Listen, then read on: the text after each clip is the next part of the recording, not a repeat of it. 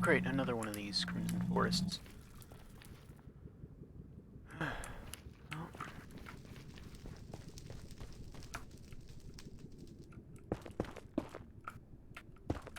Don't hear any hoglins yet, which is nice. Yet. See, look at all this open area.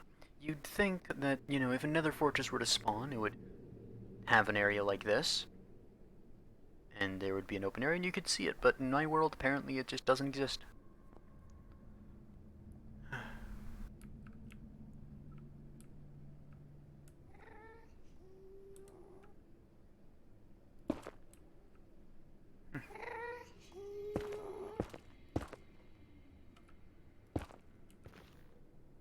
Let me double check something real quick.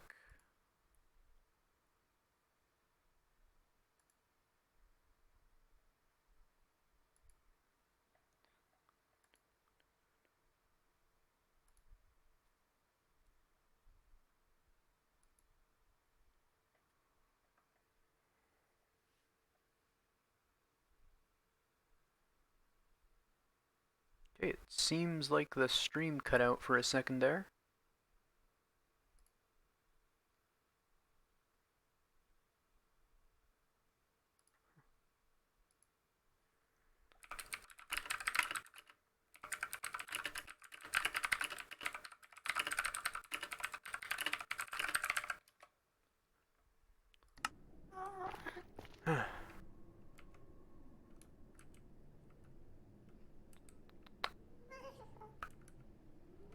Well, let's get going. It's gonna happen from just sitting here, sadly. Great if it did, but it's not gonna.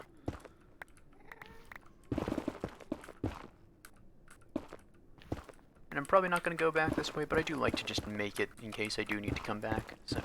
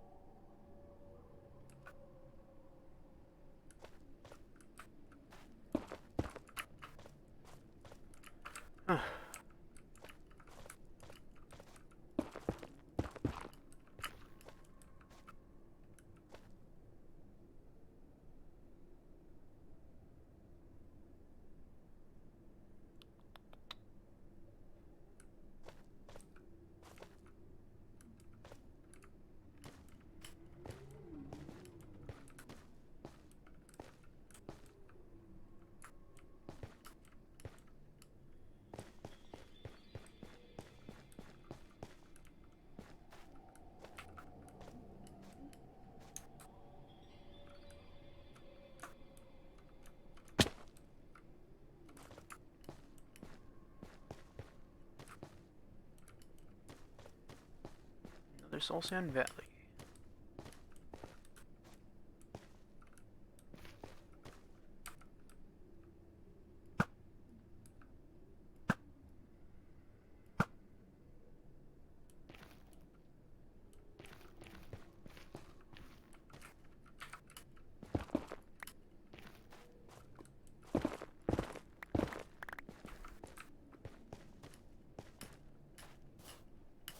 You know, whenever I see dark netherrack like that, I always think that it's nether brick for a second. I get so excited.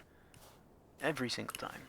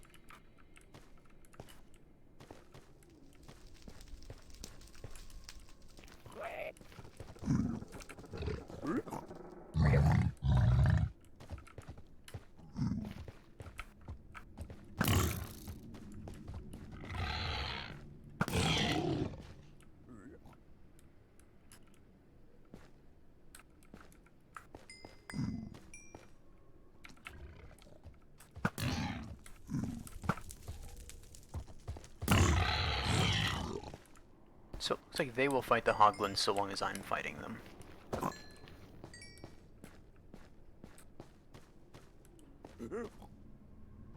Which is nice to know. There's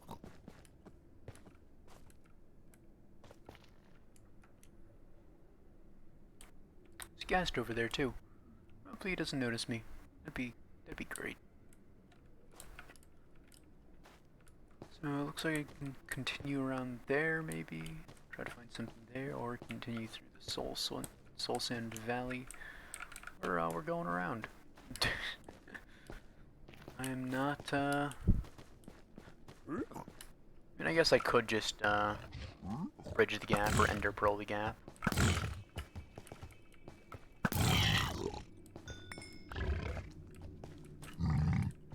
Another one. Somewhere.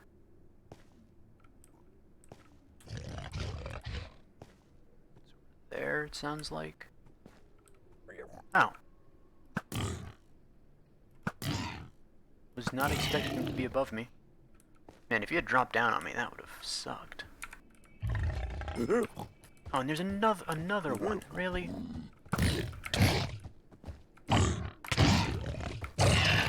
Jeez. Jeez.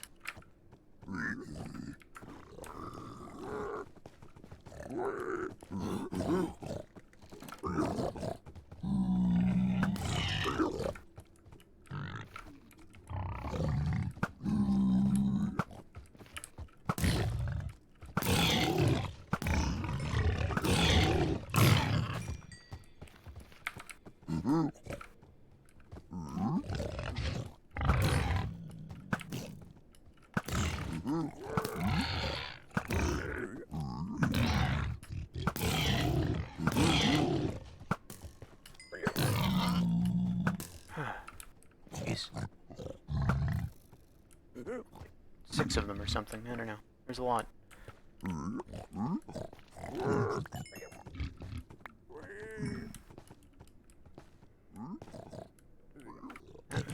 that a piglin or a hoglin? Okay, it's a piglin. Okay, another bastion over there. Oh, there's a hoglin.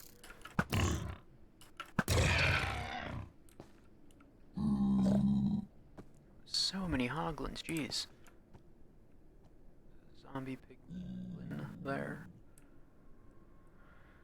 So that's what, like the 9th bastion I've found. No another fortress. Thanks, game. Really appreciate it. It's not like I need another fortress for progression or anything like that. It's not like everything hinges on me finding another fortress in order to be both safe and able to complete the game.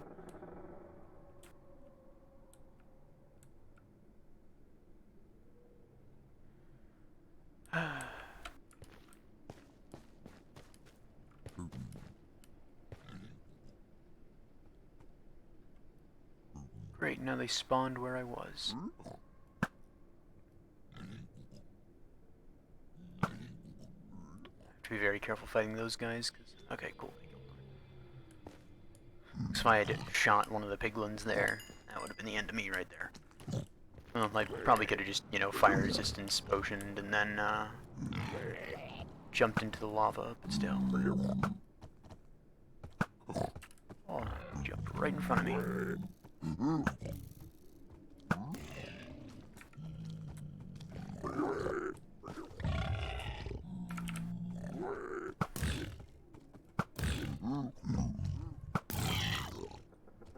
Definitely gonna need some unbreaking on this at some point. Oh, and of course another one is there.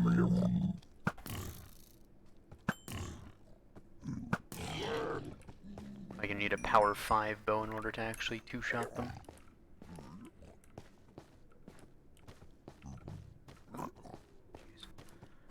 Looks like I'm gonna go ahead and go through the Soul Valley.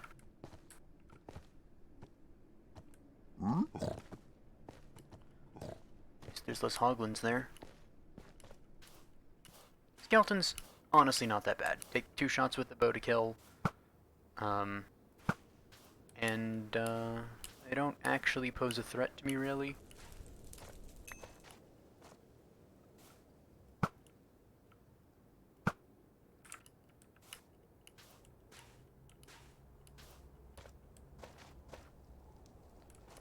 Hoglins, on the other hand, can knock me back quite a distance. And there's lava behind me. That sucks.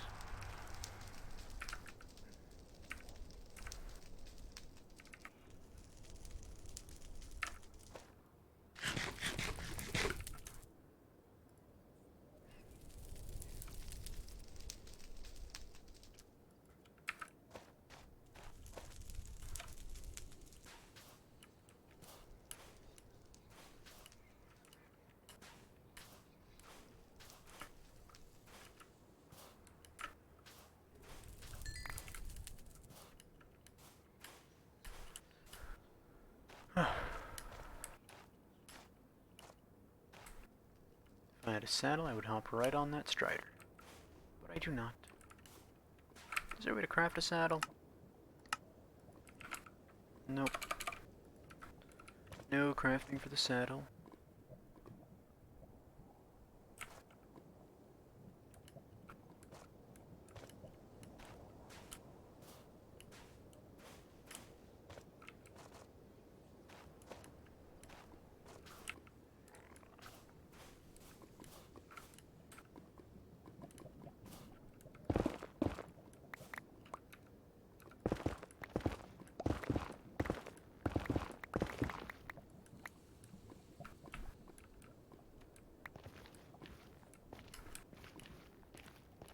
I don't know, maybe I can drown some of my sorrows in ancient debris over here.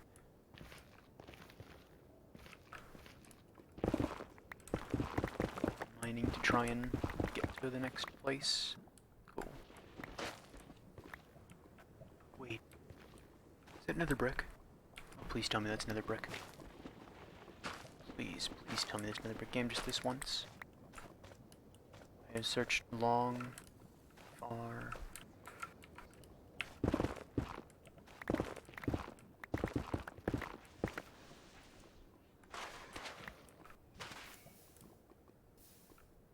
I think that's another brick.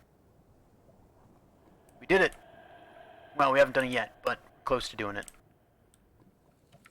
Get some building blocks out here.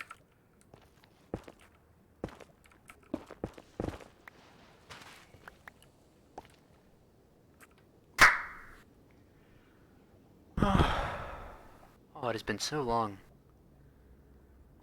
This is about an hour in the nether in this stream searching, and you searched for about 3 hours previously, so about 4 hours of searching on foot in the nether. The new nether, mind you, without fire resistance potions, except for one that we got from piglin bartering today.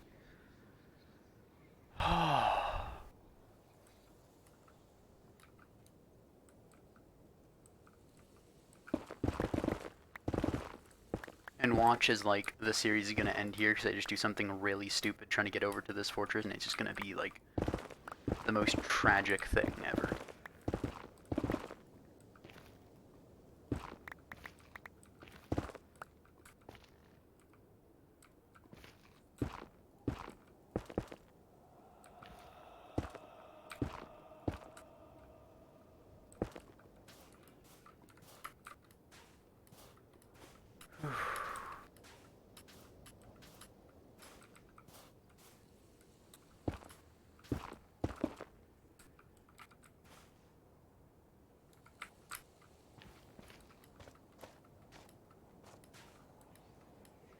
Skeleton just on top of the cliff shoots me off.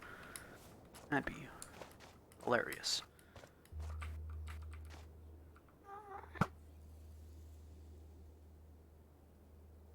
I always hate it when I miss a shot like that because I don't see where it lands and it could just hit a piglin or something. There we go. That's the kind of shot I'm looking for. Yep, it's another fortress. I can see the blazes, the wither skeletons. Ah, chat. Chat, it's been so long. I was going insane. Let me mark some coordinates down for this. I think it's about like 2,000 blocks away.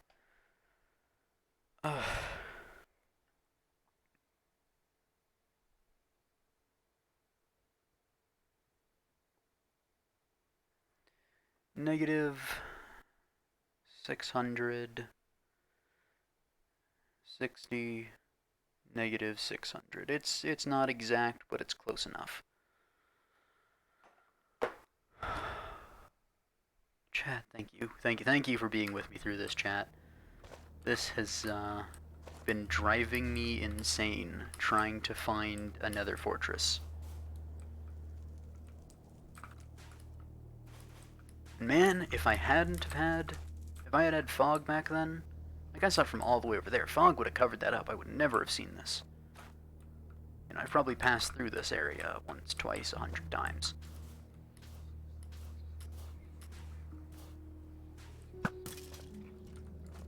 I don't know why that guy was one shot. He shouldn't have been, but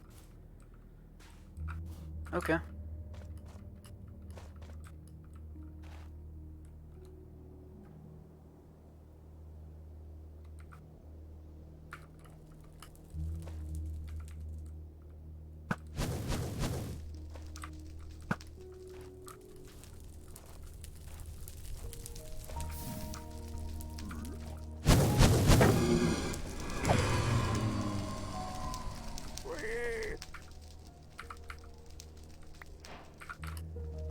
Here we go.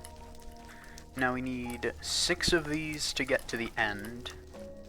And, you know, just a ton of them for brewing. And I don't think I'm going to go up there. I think I'm just going to go in here. Hey, look at that. It's pretty nice. I hear a wither skeleton.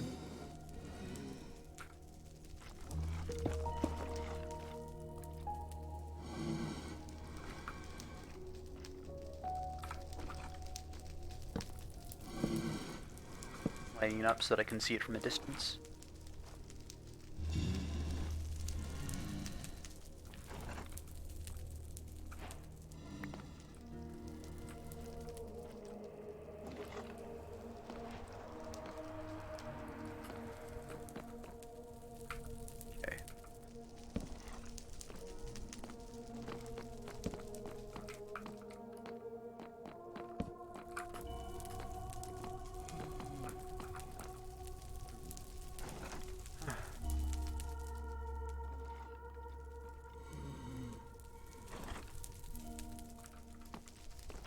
Of course, having to keep the chest plate on kind of sucks, but...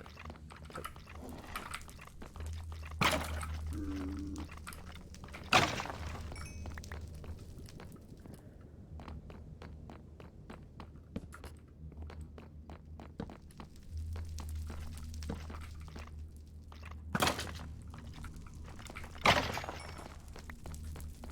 was gonna shoot it twice, but then I wouldn't get the effect.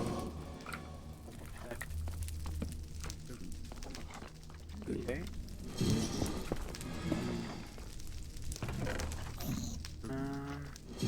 Nothing really spectacular in here, but I'll take gold instead of the netherrack, of course. You know, I'll take the obsidian too instead of the leather. I don't need that. Because I might end up making a portal here, even though I know it's like the complete opposite of what you would normally do. You know, normally, you use portals in the nether to traverse the overworld. I might just do it this way, because if this ends up being like at the village or something, even though it's probably not, might be nice to be able to go to the nether fortress without having to set foot in the nether, because, like, if you take a look at the journey I went through to get here, it wasn't exactly straightforward. And in the future, yeah, I can refine that journey a little bit, make it, not totally horrifying and over like 17 different gaps and across all those biomes. But it's so much easier to travel through the overworld.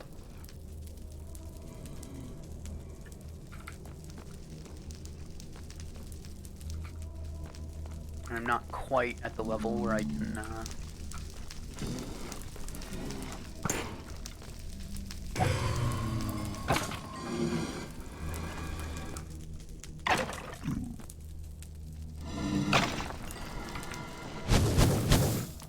Yep. Saw that one coming.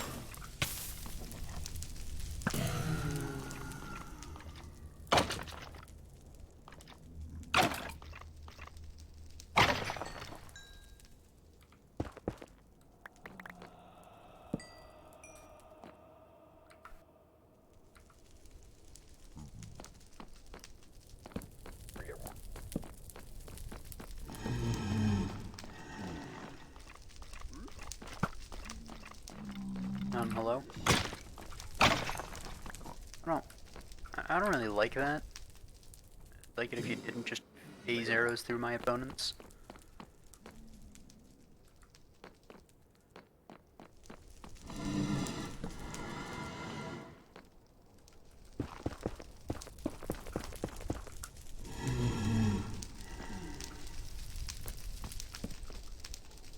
Let's now block this way off. Adventuring these ways. Okay, so that's back to that way.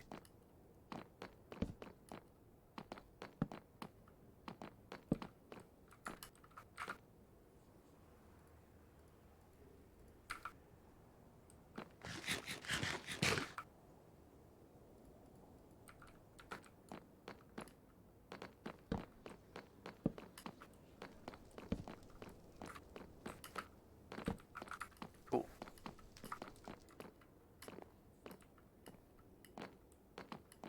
I don't actually know if the torches even stop them from spawning because it's nether, but at the very least it'll help to know where I've gone and haven't gone before.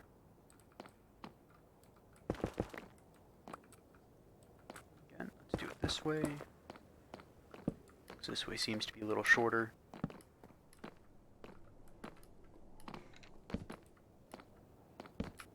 Just a regular skeleton. And this is quite the long pathway, actually.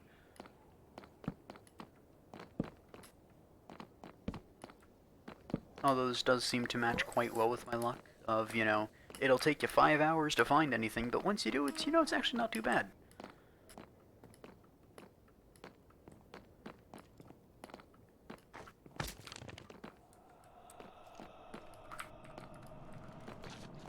You know, for a second I didn't realize that those were magma cubes, and I was like, why is the hallway just end here? Like, why is there just a void? Because they were both facing the opposite way and it was just black. So an important thing to note is that even the baby magma cubes will hurt you, unlike with slimes, where once they get down to like the smallest size, a baby slime won't hurt you, but these guys will. Now, I think they won't actually do like any damage if you have at least iron level armor, but they will still like degrade your armor. So, something to keep in mind.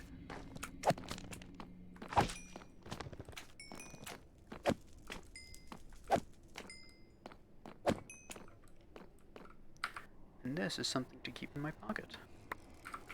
10, yeah. Gotta love looting 3 though. You know, you kill a big slime normally you get like a 1, but you kill that with looting 3, it's pretty nice. And then this is the way down. Just gonna block this way off, don't need to explore it any longer. Same goes for that one. And we'll open you up. Because that's the entrance to the rest of the fortress. This is of course just a terrace, gonna block you off.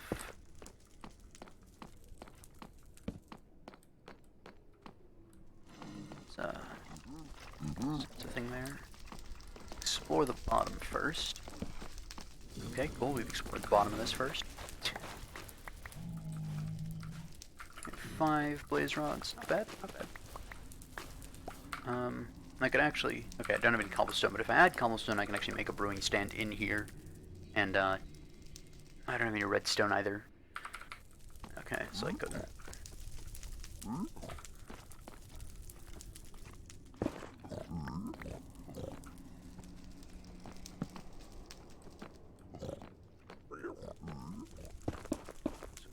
Downwards.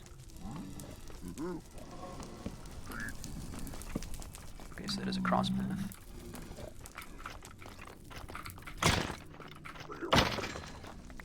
Do not want to get withered today? No, thank you.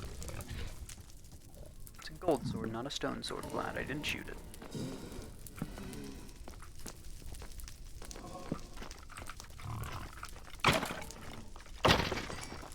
You know, come to think of it, I don't think I've ever actually seen a wither skeleton with an enchanted sword. It could just be that I'm not remembering it, because it was, you know, not something that was actually noteworthy, but I don't think I have, so. Okay, so that seems to end down there. I'm just going to explore it a little bit, but first I'm going to get the chest. Mediocre loot.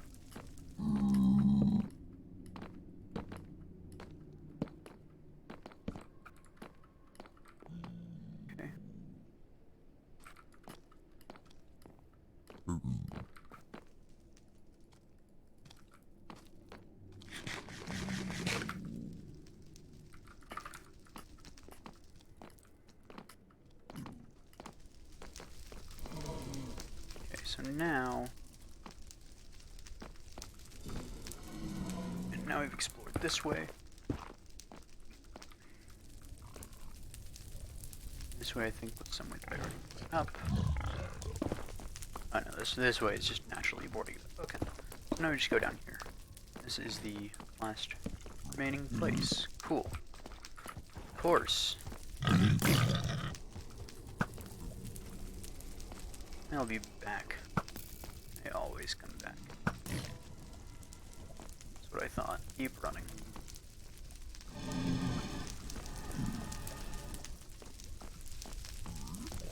Well, guess that's that then.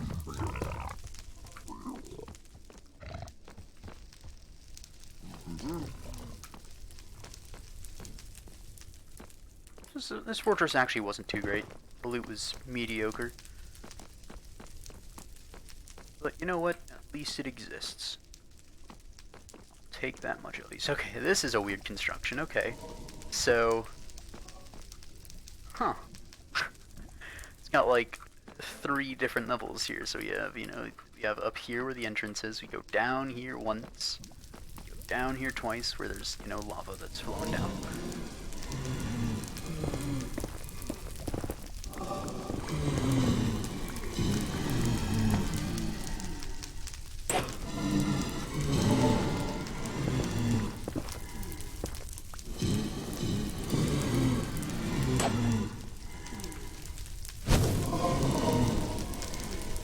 Come on, come down here.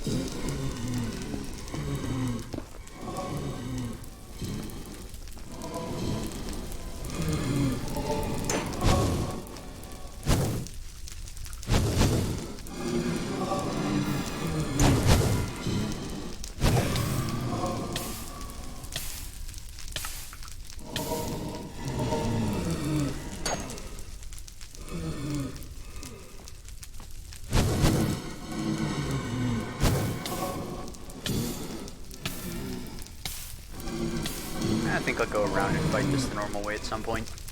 I don't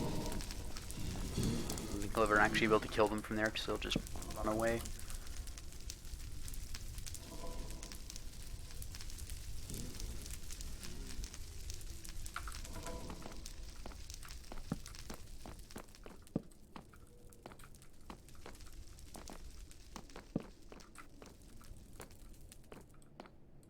Is this like a second one that spawned? No, it's just the close proximity of it, I guess.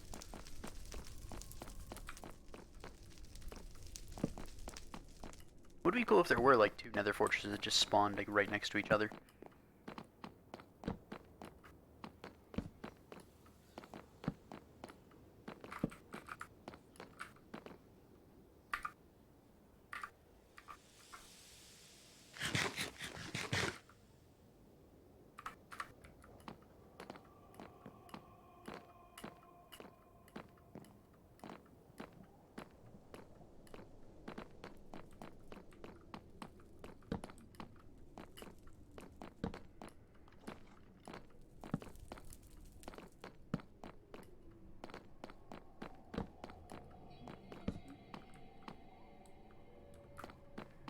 I just had a thought of how long it'll take me to get a wither skeleton skull at this rate. That'll be awful.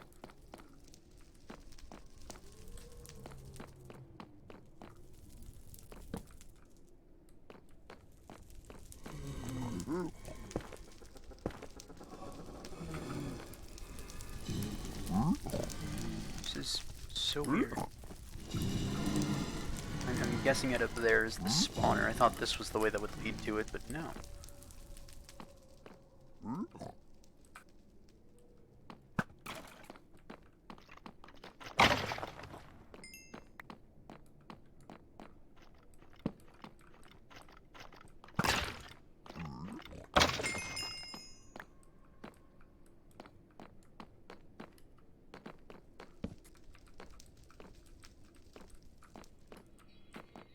Okay, clear there.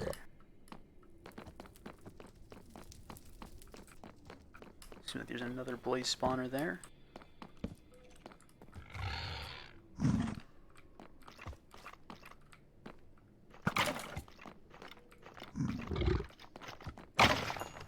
He almost got a hit off on me. And I know I can take a couple hits from them. You know, I'm pretty tanky. I have protection. Doesn't mean I want to. Wither hurts quite a bit.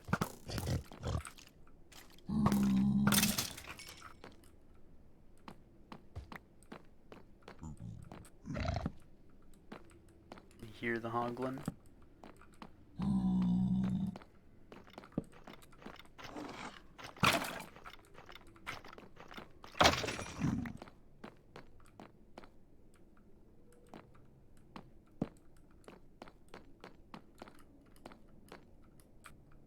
This is a different one. Come on. Spawn your blazes.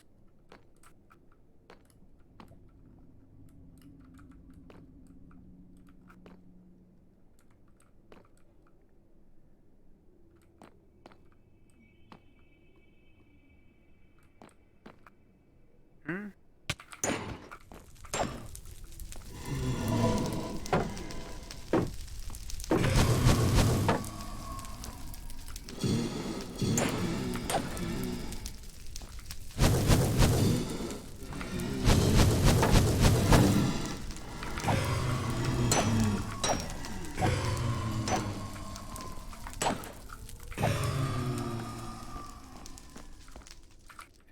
That is pretty good. I'll probably wait for one more set of spawns. Whew. Shield's pretty good as well. Armor, it's looked better, but it's not too bad. This also seems like that wall is a little too close.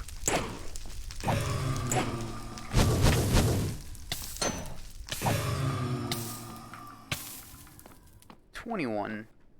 Pretty good number. Pretty respectable amount of blaze rods.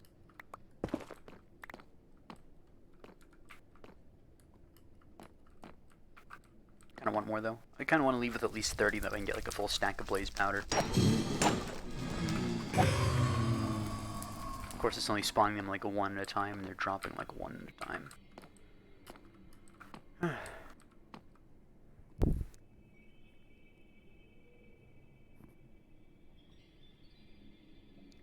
Maybe go up to the thing after this.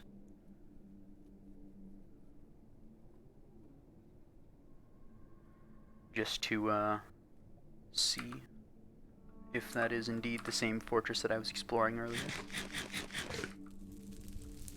Oh, here's some blazes. Only one. Did drop like 3 blaze rods though, so thank you very much, Blaze. Although only spawning one game, come on, you're being quite stingy there.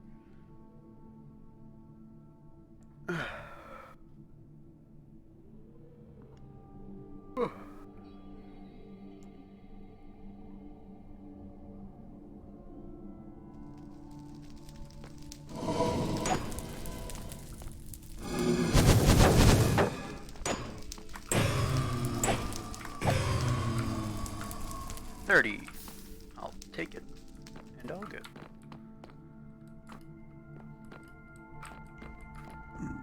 So I came up over here, explored over that way, haven't done anything this way.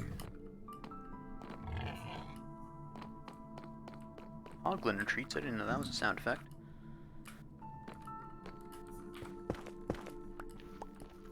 I'm fairly certain, yeah, okay, so this is the same one, it's just because it's so high. Well, now I have to find my way back.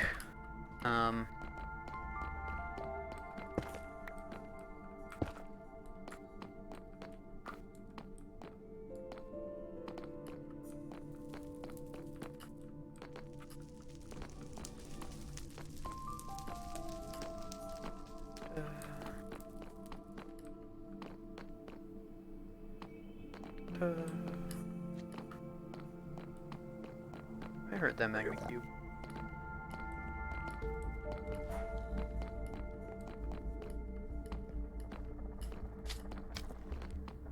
This is where we entered. Baby. Okay. So now I have to figure out which way to dig, actually. So in order to get back closer to the portal, I need to get to 200, negative 200, basically. And we're at roughly the same y value as my coordinate, which again is, not exactly on the portal, but is close enough. So we have to get to 200, negative 200, and so, yeah. Alright, it's going to be quite a while. We have to go, so yeah, 200, we have to go there. To get to negative 200, we have to go there. So we have to go this way. It'd be cool if I could just connect it, like, right through all of this.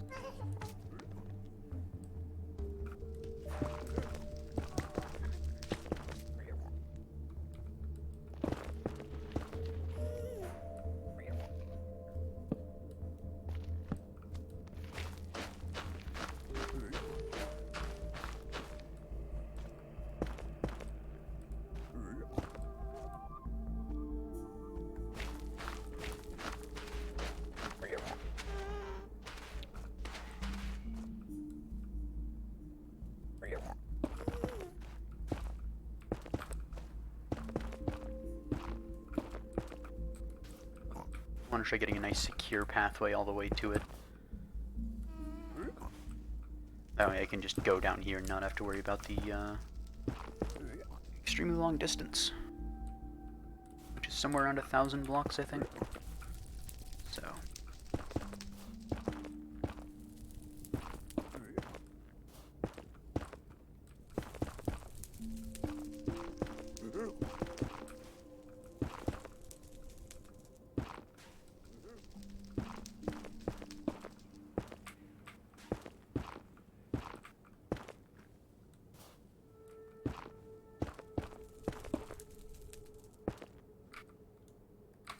I don't exactly care that it's even. This isn't supposed to be pretty right now, it's supposed to be functional.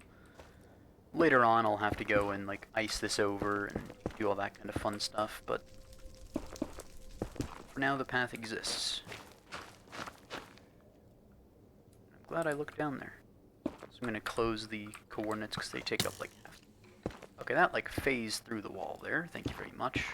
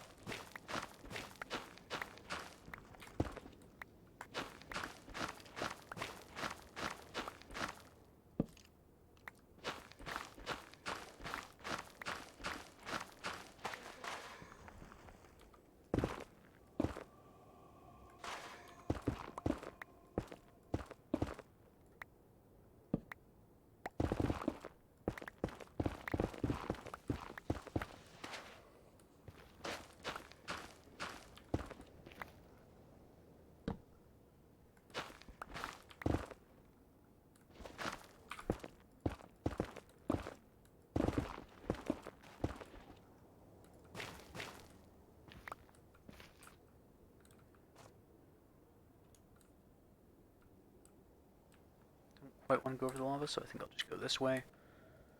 And then, go a little more the other way to even it all out.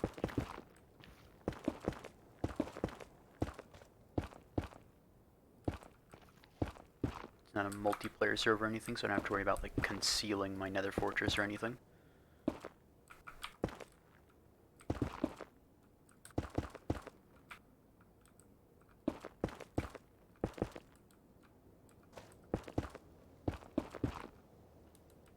I mean, this pathway doesn't necessarily have to go all the way, but it'd be nice if it went pretty much the entire way to the nether portal. And I see that there is actually a ruined portal here, which is pretty cool. Might make use of that at some point, once I see where it goes and all that fun stuff. Let me Flash protection is kind of mediocre. Curse of Vanishing, definitely don't want you. I mean, might as well switch the flint and steel out, That's alright, but the shovel's not that great. Yeah, I'd rather just... Well, I don't really need the netherrack, so I'm just going to be mining through a ton of netherrack. Oh, thanks for the follow. Welcome to the stream.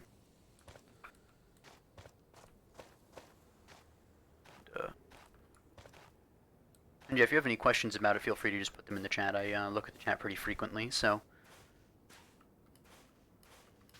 you don't have to. Lurkers are appreciated as much as any other viewer.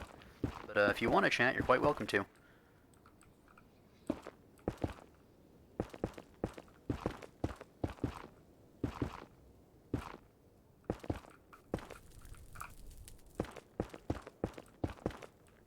If you want an explanation of the series so far, I've done a few of those.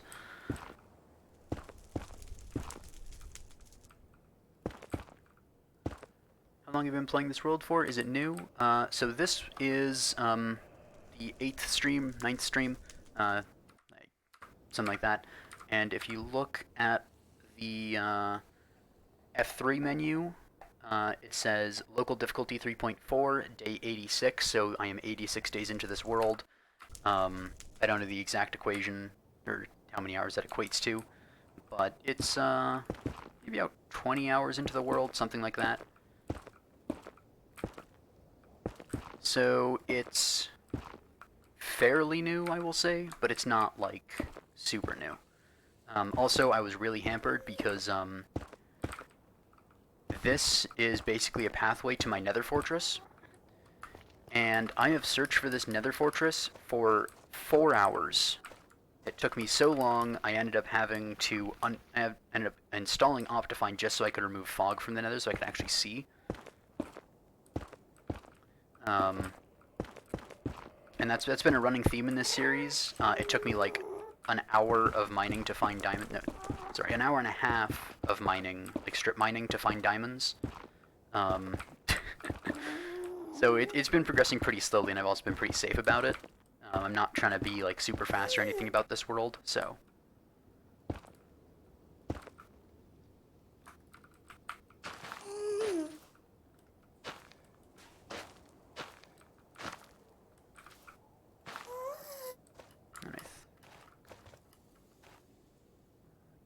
Don't see that ghast, which is always worrying when you don't see a ghast.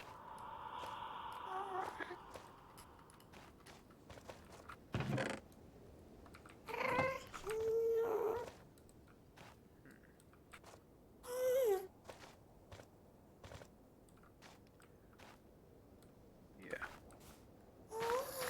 But yeah, at this point I've probably spent around, I don't know, 6 or so hours in the nether, just trying to look around and stuff.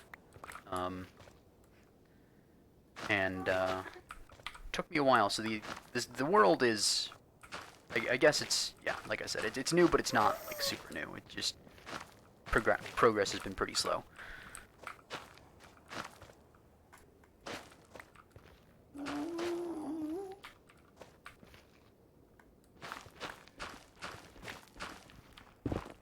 If you stick around until we get back to the base, then I can show you around there.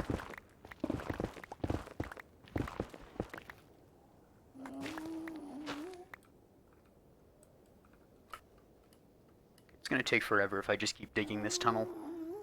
I might just decide to light the entrances of the tunnel so I don't miss them, and then just put torches to lead the way to and from the nether fortress.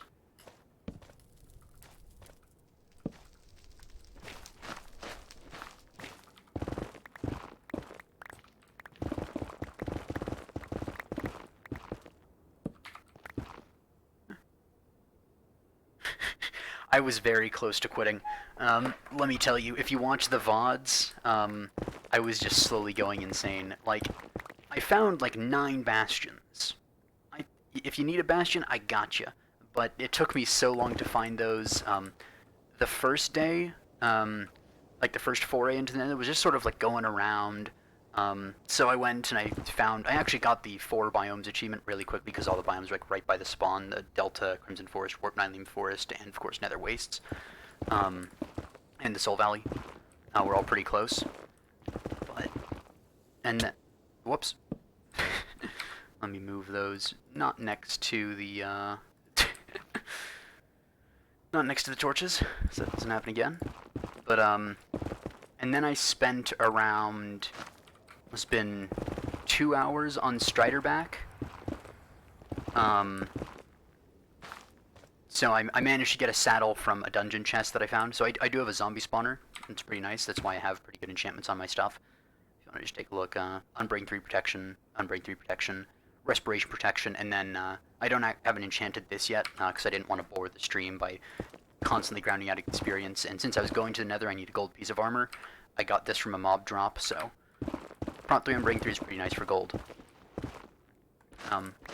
Anyways, so I spent around 2 hours on Strider back going through the Nether, and that took.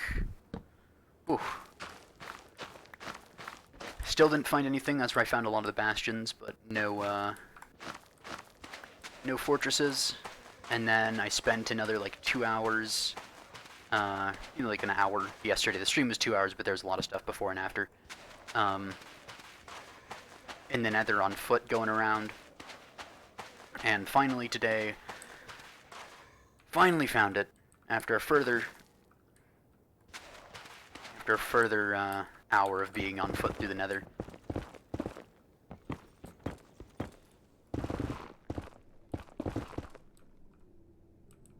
Okay, let me just keep going up a little bit at a time then.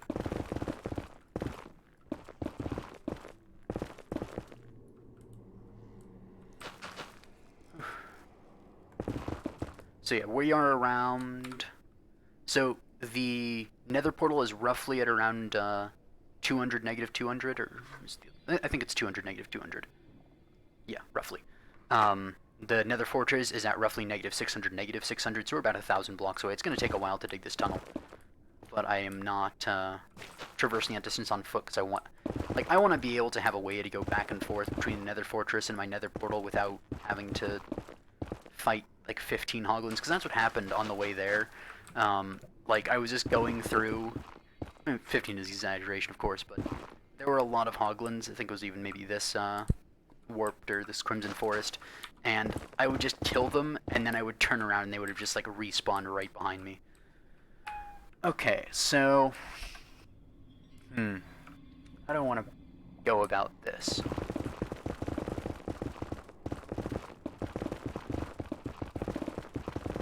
Probably the most effective thing would have been going around up to the Nether roof, but we will put that behind us for now. Nope, nope, nope, nope, nope.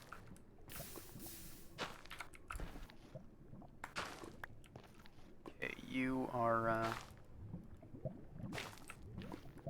not friendly, of course, because you're lava.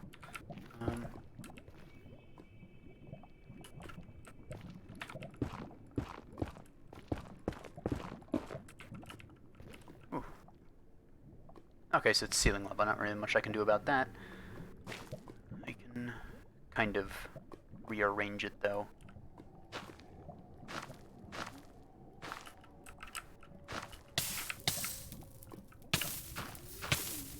There we go. I'm not super worried. I have a fire resistance potion and cauldron with water and plenty of food. So even if I get lit on fire, not the end of the world. Playing it a little bit dangerously, but it's fine.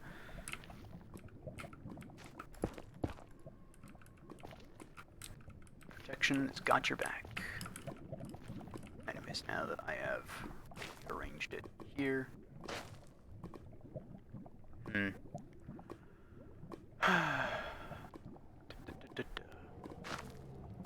Just trying to figure out like, the best way to go through this without having to deal with a bunch of hoglins. I might make I'll make a bridge across the trees, that's what I'll do. I accidentally brought my clock to the Nether. It's a little bit of a waste of space, but whatever.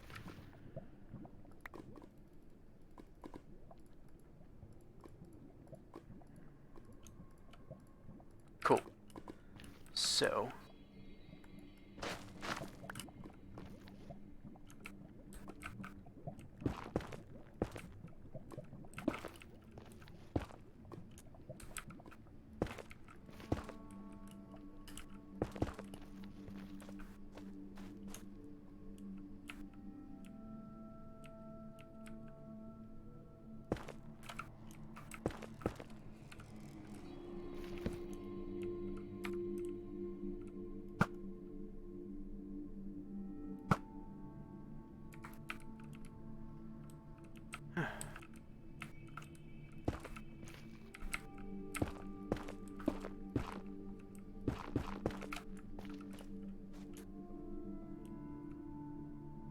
course.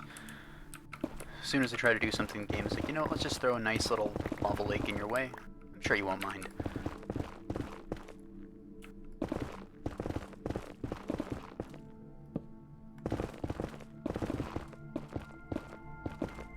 And I could bridge across there, but gas exists and I don't have any cobblestone, so it wouldn't be a very safe bridge.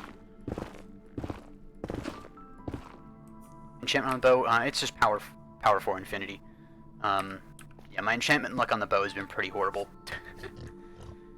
Somewhere I have an Unbreaking 1 bow, so at some point I'm gonna like get that up to Unbreaking 3 and combine them, but not for a while.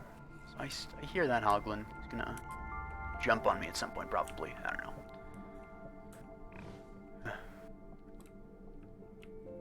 You know what? Let me do this a little bit differently. Let me. Hoglin hurts. I am guessing that the piglins got to him.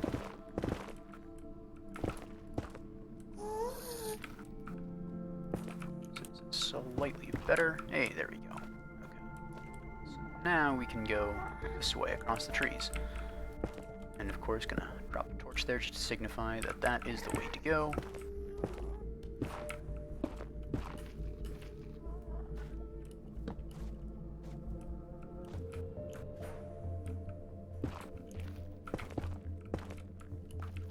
I really need to design like a nether roof place to go. Ooh.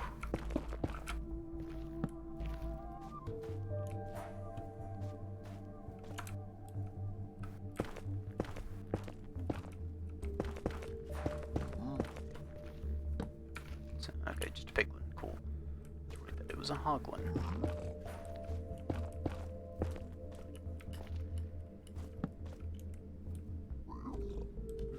Let's see, we are... Okay. So about 600 blocks this way and about 200 blocks this way, I think. So let's start going this way a little more. Okay, those are just not hoglins, which is nice.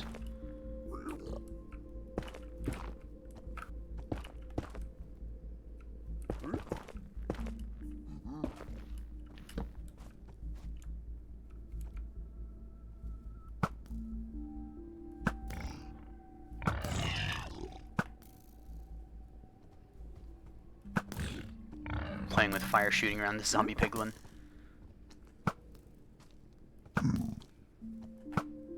Actually, earlier today there was a thing where I was firing at some hoglins, and for whatever reason the regular piglins just decided that they wanted to like walk around me, and so every time I fired a shot, they were just so close to where the arrow came out. One, like, even as I released the shot, like, appeared on my screen, and I was just like, please, please no. At that point I was surrounded by like 5 of them, like a bunch of them had crossbows. Whew.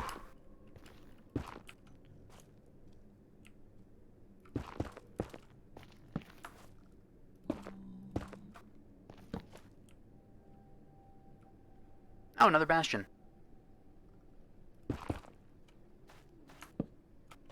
Like I said, I can find bastions all day long. Got no problems with bastions. Got 99 problems with a bastion ain't one. Another fortress is the 99 problems, every single one of them.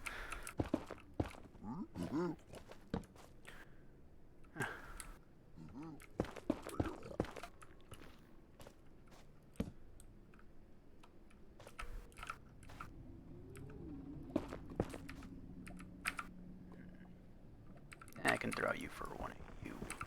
There we go.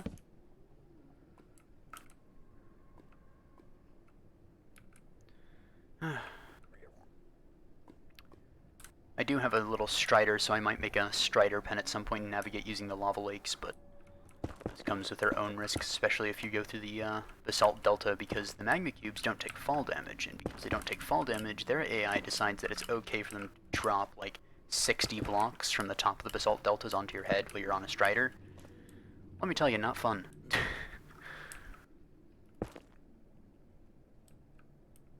Let me not bridge over the lava.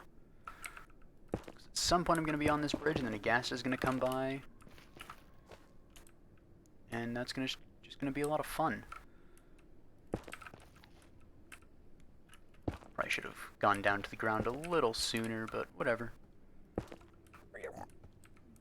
I'm not exactly worried.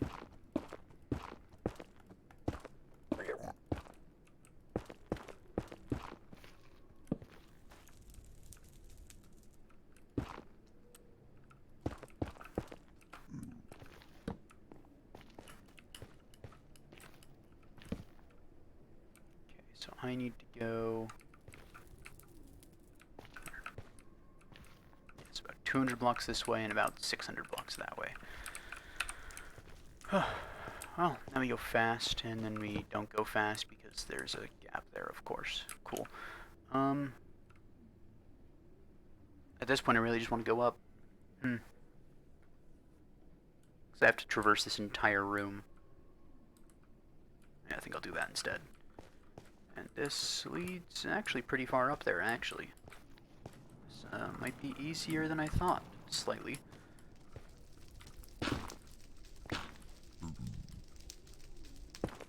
Although, no less terrifying somehow. Have I beaten the Ender Dragon?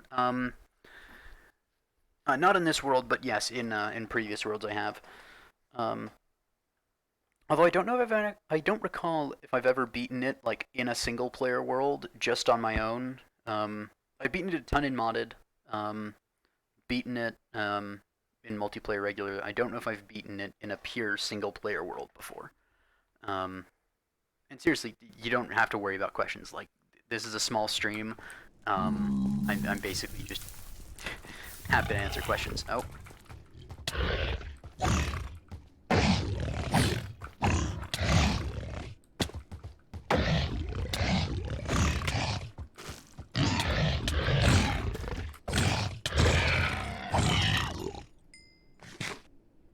Okay, well, that's why I don't like Hoglins, by the way. In case you didn't know. Let me go ahead and do this.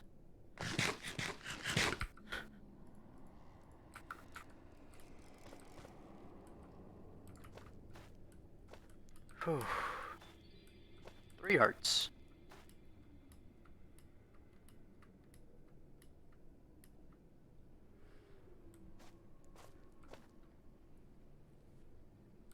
Anyways, as I was saying, ask as many questions as you want, really.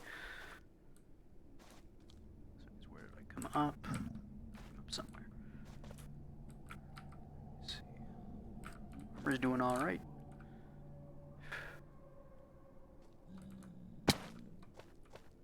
I came up somewhere, and that somewhere was over here.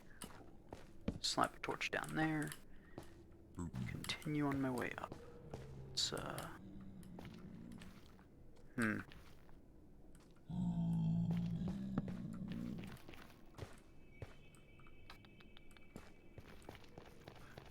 Probably would have been a lot easier if I had just gone up on the other side of this cavern.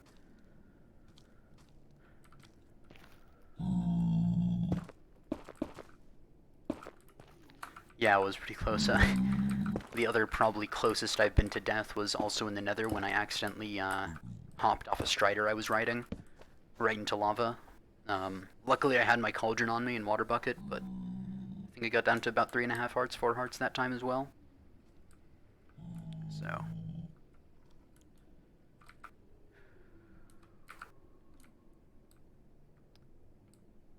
honestly, I think I just want to go up from here. I kind of want to go over there, you know, but it doesn't really make too much of a difference in the end of it. I'll add a little jump here just so I can avoid Hoglins being on the path to this point. I need to grab some more netherrack to actually get up there, although I do have some soul soil as well, so we'll see how this goes. Let's just bridge over to this one as well.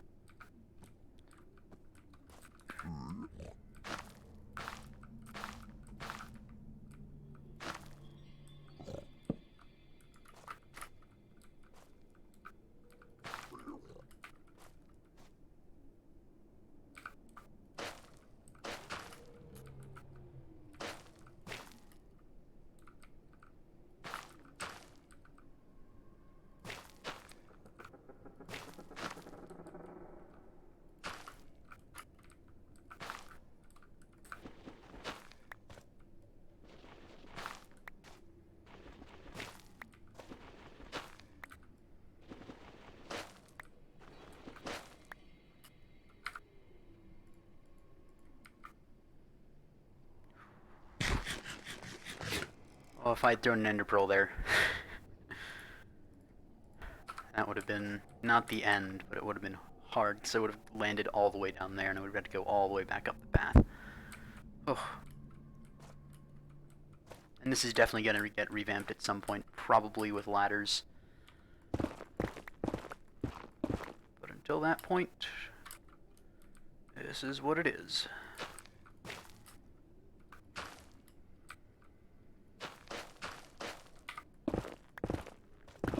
Okay, now we're in the nether roof. I'll go a little bit higher, want to reach the top. It's actually probably the least risky way to go through the nether. The staircase, yes, the staircase is not a very good staircase. But actually going to the top, aside from the lava, you don't really have any dangers. Because while you're mining, there's not going to be any ghasts that spawn. Because there's nowhere that's big enough for them when you're mining like this. I believe they need like a 7x7x7 cube to spawn in. Massive area. And then, so they're not going to spawn in and blow stuff up. You might get the occasional mob spawning up here, but if you light it up, that's also not too much of a problem. So in comparison to going through the Hogland forests, much safer. So now we just need to go this way. And again, if lava is a problem, my gear is pretty good. At least protection 3 on everything, protection 4 on 2 pieces. So lava's not really too much of an issue, and then I also have the fire resistance potion and the water bucket and cauldron if I do get hit by lava. So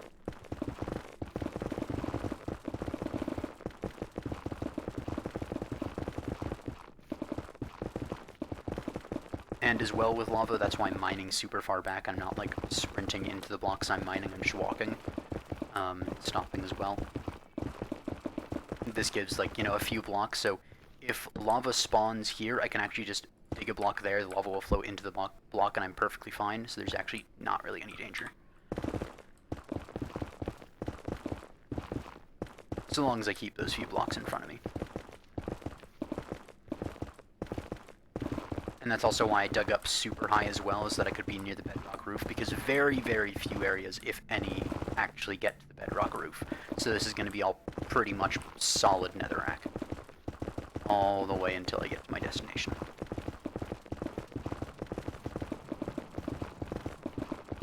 Which I probably should have just done from the second I started making the tunnel from the netherrack, or from the nether fortress.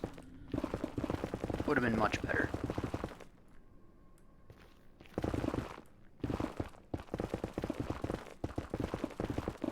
And much faster too, which much less worry.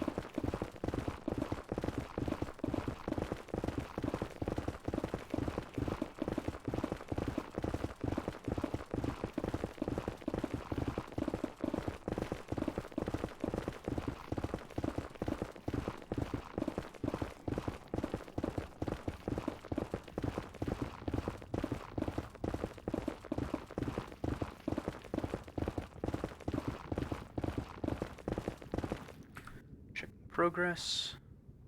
Yeah, pretty much just need to go this way. Let me actually again double check that it is positive 200. Yep, 200, negative 200.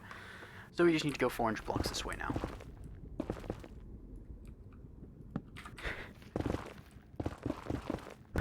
I've done a lot of planning for this kind of stuff, because this is, I've played Minecraft for a long time. This is just my first hardcore world that I'm really, you know, set on, you know, progressing, getting to the end game, and then, you know, just building stuff. Because most of the time when I've played is, you know, just been with friends or, you know, on any number of minigame servers. So I know a lot of the strats, tips, and tricks of Minecraft up until 1.8, like, up until 1.8 and, like, into 1.8, I pretty much knew everything like the back of my hand. Like, I knew every single potion recipe off of memory. And then, although I didn't really do much with the redstone or flying machines, as far as, like, game mechanics go, I knew not everything, but a lot of stuff.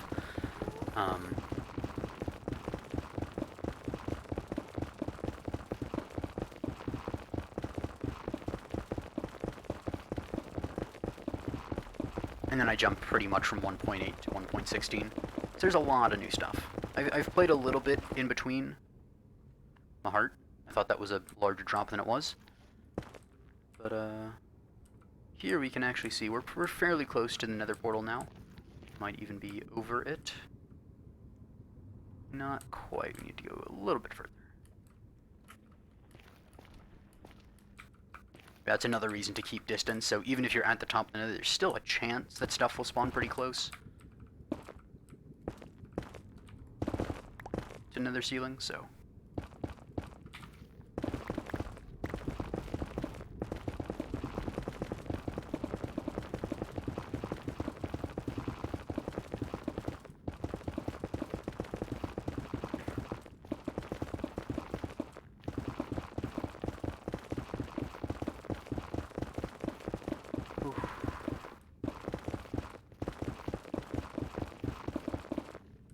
Alright, we're pretty much over where the nether portal is.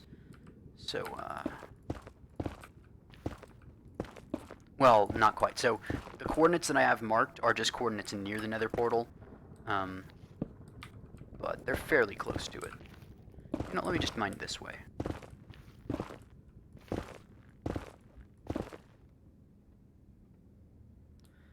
Playing with friends can be fun. Okay, that's a drop I don't want to take. The one thing about playing with friends is, you know, you sort of have to be on the same page, like whether you're going to allow griefing or not. Because if you're not, and then somebody griefs, but, you know, you weren't preparing for griefing, then, you know, not fun. So long as you're on the same page with everybody, it's a blast. It's probably more fun than playing solo. But solo does have its own merits as well. You can do whatever you want, basically. Nobody's going to be there to stop you. Okay,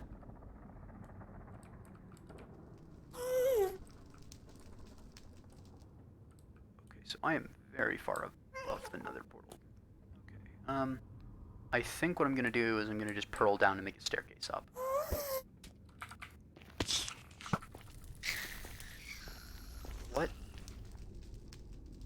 What was behind me? Huh? Oh, endermite. It was an endermite. Must have spawned when I threw the pearl, and then followed after me to its death.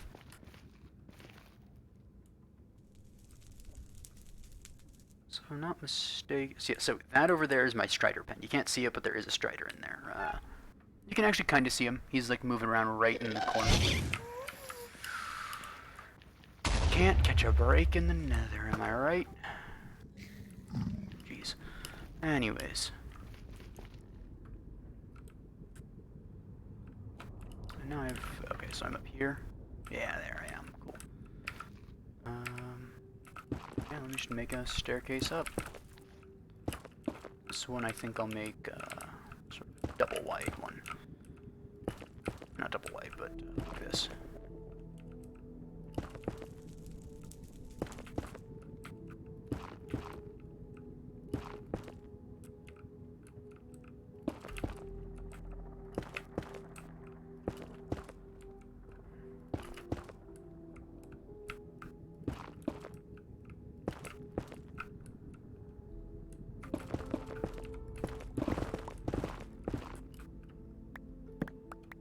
Alright, so that's that done.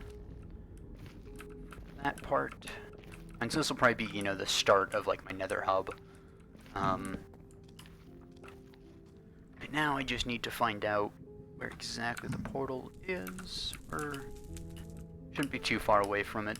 It's on a lower ground, I know that much, I think, if I'm not mistaken. It is over... Alright, so if the strider farm is there, it should be like under there. So let's just make a stairway to the... down inside the warped Nimium forest, I guess.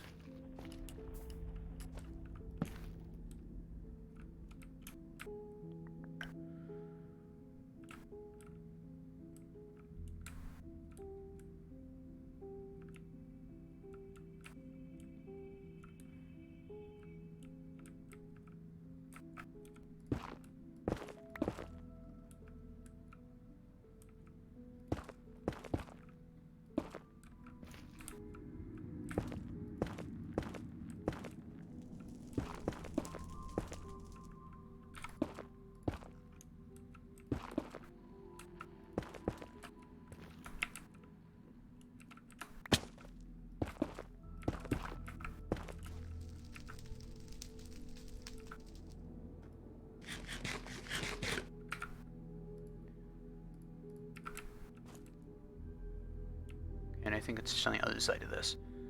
Because again, that is the Strider pen down there. Ah, there it is.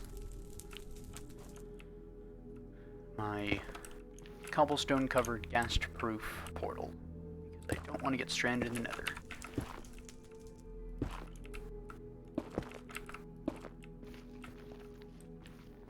Now it's just a matter of getting down there from way up here, which is a lot higher than I thought it was, honestly. I'm going to go back and just tunnel through there. Might be easier.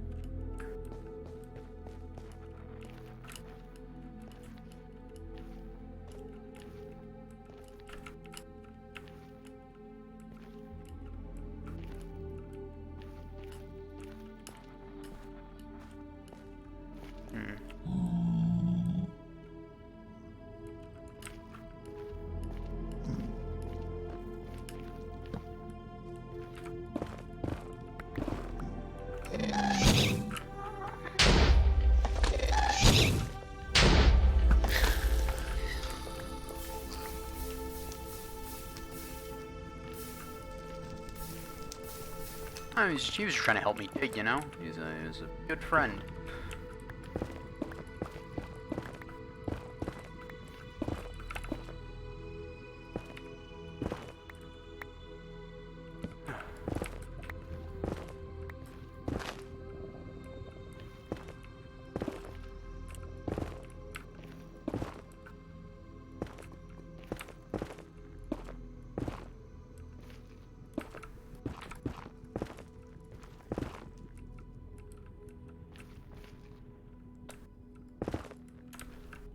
Over there, we just want to get down. Let's go over this way.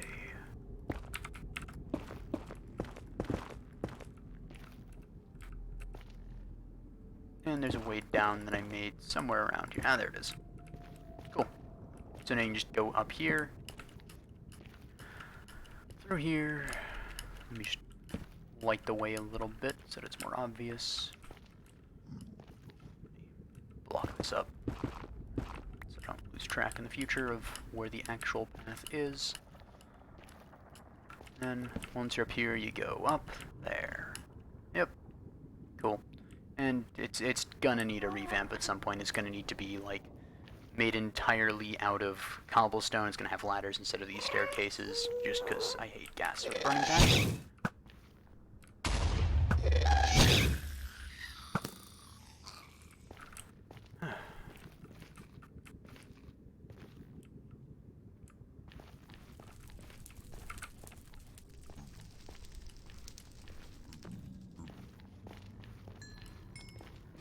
Whew, that was...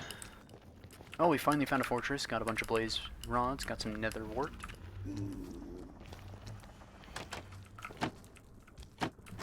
Smacked myself on the head with a, thing. Let's see what I want to take with me. I'll leave the netherrack behind. Blackstone, crying obsidian. I guess, I don't know, it's...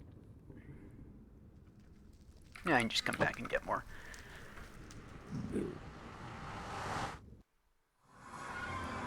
Oh, by the way, I live in an ice biome.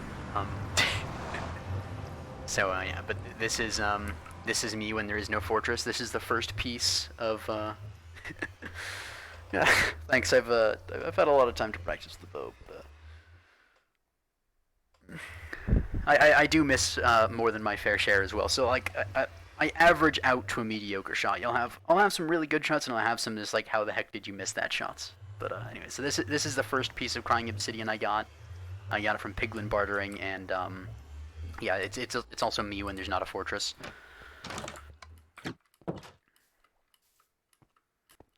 So this is the base. I'm gonna put some stuff away, and then I can give you the grand tour.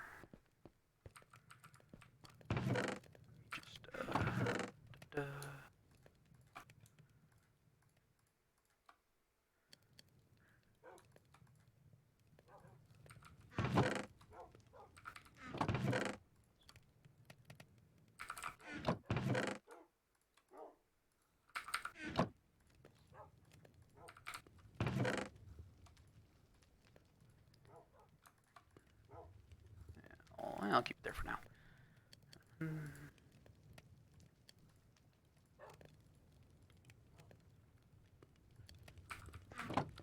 And there we go, some more steak. Alright, so this is about 1,500 to 2,000 blocks away from spawn, which is that away. I started near spawn, found a village, lived near a village, and then that village got invaded. And when that village got invaded, I almost died. So I took their banners and I came over here.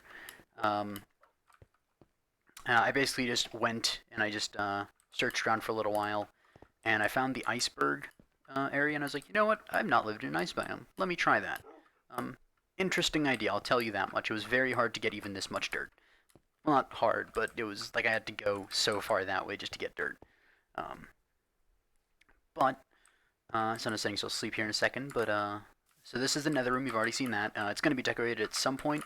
Now that I have a whole lot more nether blocks, it's not too hard. I'll probably put some blackstone there. So this is going to be sort of the sort of the magic place. I'm going to have brewing over here. I will have, or I do already have, enchanting over here, level 30. Spare enchanting supplies over here. Lots of windows, of course, because I like windows. Got a dog army and a llama that I stole from a wandering trader. You can enter in the main house. I made this little patio out here. Oh, and by the way, that little ice thing, this has existed here. This is just naturally spawning. I just put the banners on there. So I dug into the iceberg. I made this. Stone slabs are probably going to go at some point in favor of some other material. But for now, they're not too bad, and they keep me from having to be really annoyed at the fact that the entire floor is ice. One person at one point asked me, how do you even survive with ice floors? I would go mad, and it was like, I've already gone mad long ago. And anyways, this is the storage room. Got some furnaces cooking some meat for me right now. And then glass in the top left one here. And then I have a smoker that I stole from a village, a blast furnace I stole from a village, and an upgrade gear station, an upgrade station I stole from a village. Let's see what else. Got an anvil, grindstone, and stonecutter, of course, standards in this day and age. This is my old set of armor. It's pretty much just prot 1 iron. I wore it until I got diamonds. I think that about does it for the main area of the base. Yeah, so eventually the plan will be to have an ice wall that stretches from over here. By the way, that was my bedroom over there. It's going to be turned into something else at a later point, like a game room or something with like grass floors or something. Not entirely sure what yet, but something like that. But anyways, there's going to be a wall of ice that just goes across here, connects all this together. This will be like a point to get up on it, like a sort of a ramp to get up on the wall.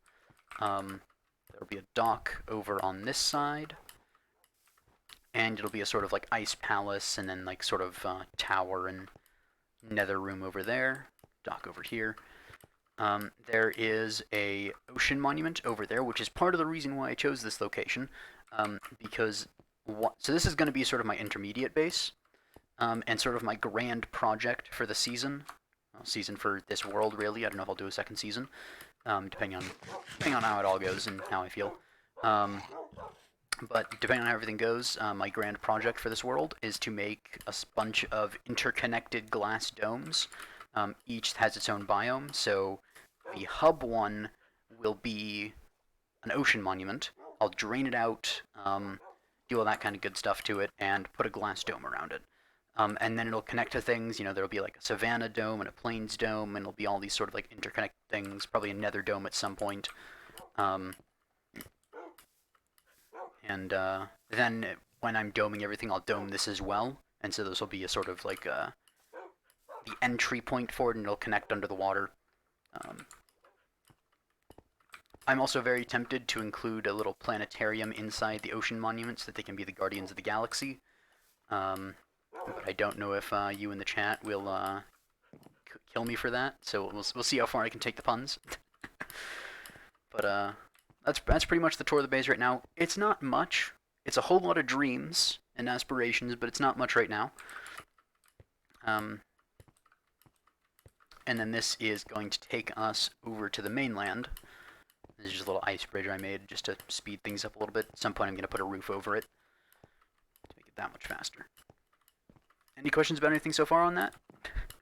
Or I'm taking you to the next part?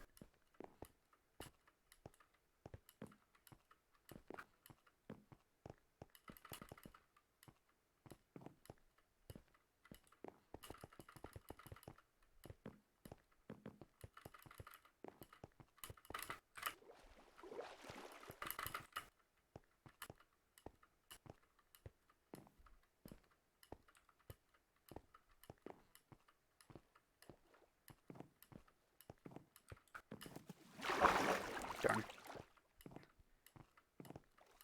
Tried to put a little wave in my jump so that I wouldn't miss that jump, but I ended up missing it anyways. Yeah, so what's happening here is that the torches are melting the ice, and so this is packed ice so it doesn't melt, but the regular ice will.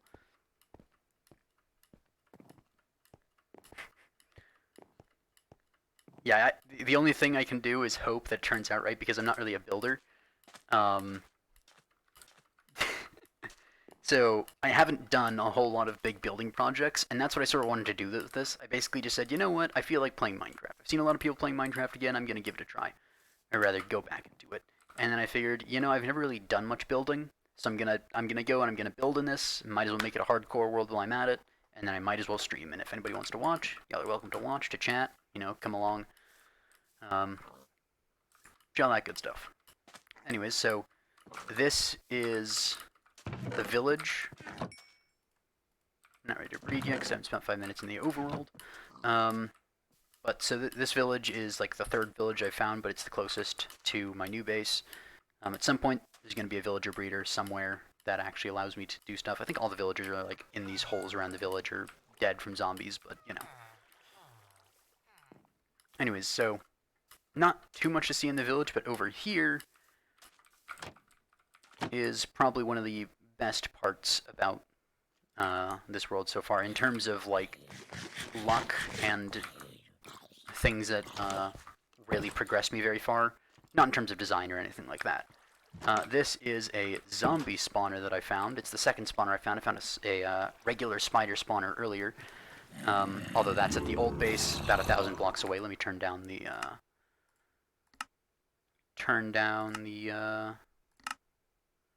hostile creature sounds. There we go, so I can actually hear and everything and talk, because it's hard to talk with zombies in your ears. But anyways, so this is the second spawner I found, and so I made it into a spawning room. Even though it looks like there's light coming through, there's really not. There's just brightness. So if I turn this down to moody, you can see that there's pretty much nothing. And so this way, by standing on glass, no mobs will spawn here, neither on the half slabs. And so I can just watch them spawning in, talk to the chat and all that good stuff. And then after we're up here for a little bit, go down, all the way down this ladder. It's about a 20 block fall, so it's not enough to kill them, but it does weaken them a lot, so I can kill them faster with my sword and get all the juicy experience. There's not many zombies here because there's only there for like a minute, but...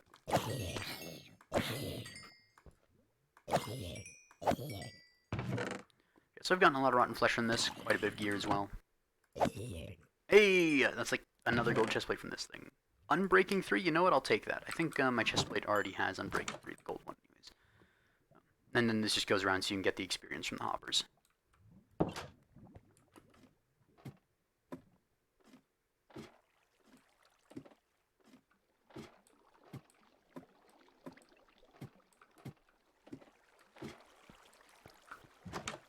And then this is actually just a cave system, so I walled and doored it off on both ends and dug up to the surface. There's just some spare stuff in here in case I ever need to like work on the spawner or anything. I didn't bring anything with me. But yeah. Also, it seems like the stream delay has gotten longer or something. Possibly that it's just my internet cutting out that led to that, because my internet's been kind of shaky for the past couple of weeks even.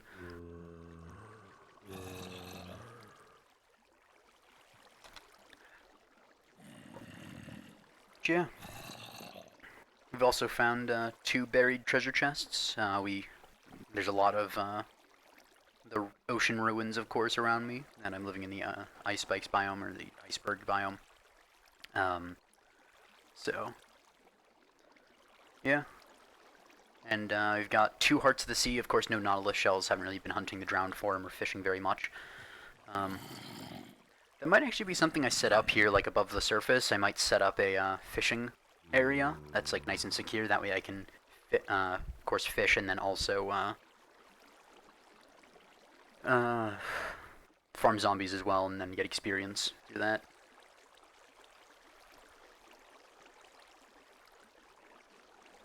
I just realized I still have a stack of black stone in my inventory. Oh well.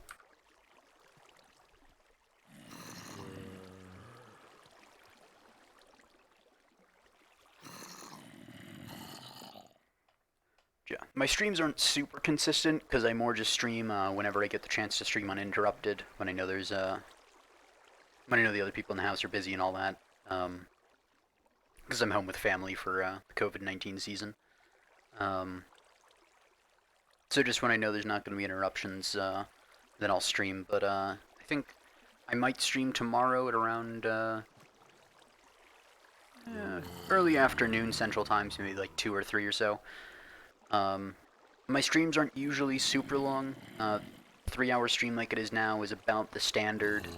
Um, you know, if there's something that I really want to do, I'll wrap that up and get it done. Sometimes it's a little earlier, sometimes it's a little later. I think the longest I've streamed so far is about 4 or 5 hours. Hey, building is nothing to knock about Minecraft. That's like the entire game, really. Um, and building's also not something you can really learn, so it's pretty good that you're good at building. Because like you can learn building techniques, but you don't really learn how to build. Like you can learn that, oh yeah, you know, these kind of blocks go together kind of, and you know, I can do these sorts of things to make it look better. But until you actually go and do it, you haven't really learned how to build. So it's very much a you have to do it yourself kind of process. With PvP and other stuff, or PvE in this case, it's a lot of just you kind of just repeat it.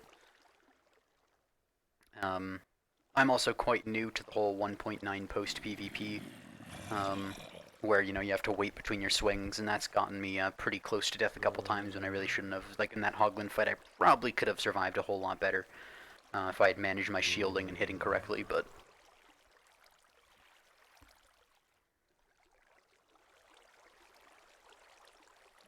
I've been playing Minecraft probably about 10 years now, so I've had a lot of time to practice the basics of swinging your sword to kill things.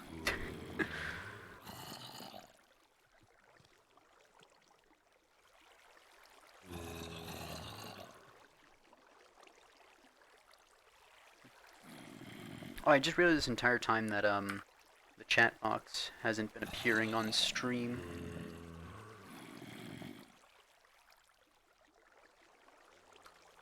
Cool, I'd be happy to see you there. I do have a Discord. It should be on the my homepage if you go to About. There should just be a little link there. You can click that to join it. It joins you into a channel that tells you pretty much how to join. And then you can click in the you just click the little alarm icon and you can get notified whenever I go live. It has like a 5-minute delay on the notification, but it's pretty close to whenever I go live.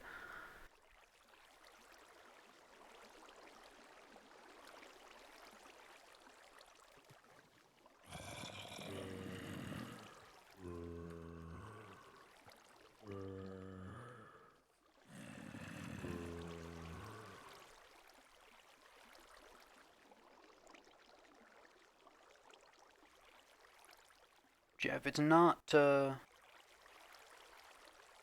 see, today's the 20th, so if it's not, sorry, if it's not tomorrow, it'll probably be on, Thursday, Friday, I can stream again. And usually it happens at about the same time, at about 5 in the afternoon, Central Time. So that's like, you know, 6 Eastern, 3 Pacific, or about 1 in the morning if you're European time.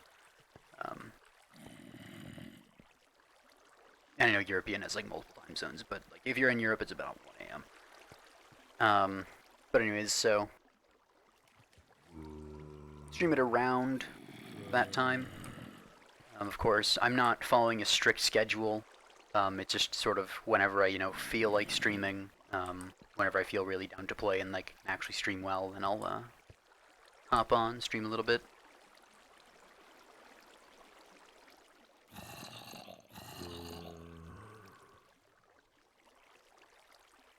Maybe later on I'll form a consistent schedule on it, but not for the foreseeable future. Maybe once I get back to college. I've taken a leave of absence for a while, just until COVID calms down. Once I get back to college, I could probably actually fit in an exact time into a schedule to stream. But until then, when it's just me and the family at home, there's nothing really that's like set in stone on when we do stuff. So just to be sure, I don't really stream very often.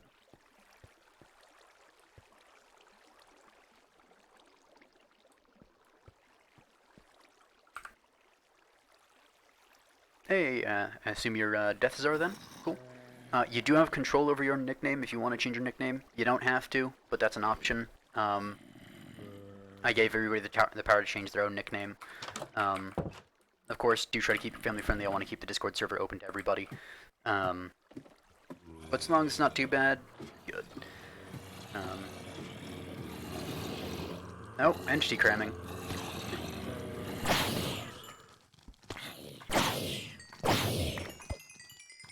So there's a thing that can happen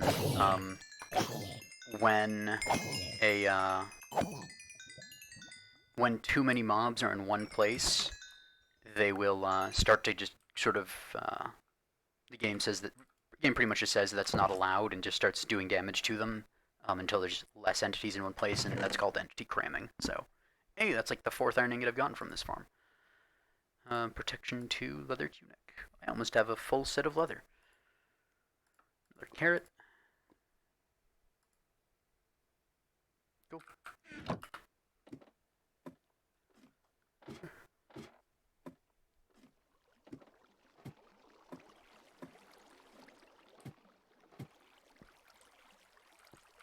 Check the time. It's night. I guess I'll AFK a little bit longer. I'm not AFK, but just sit here a little longer. Then I'll probably wind the stream down once I get back to the base.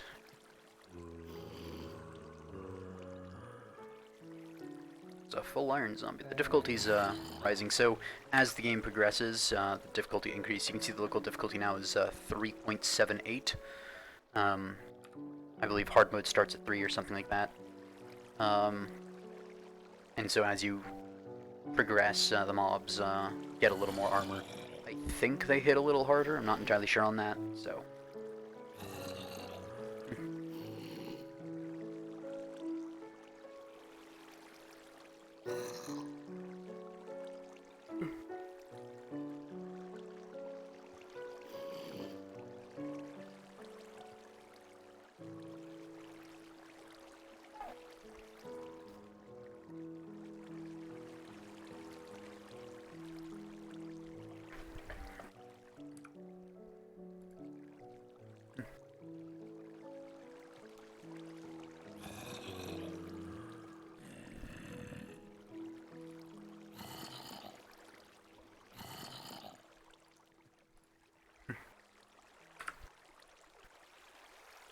Also, I find it hilarious how it keeps saying respawn point set whenever I try to right-click a bed whenever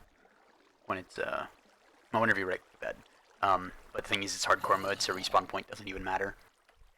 Although I guess it does matter for compasses, but aside from that, I just find it funny.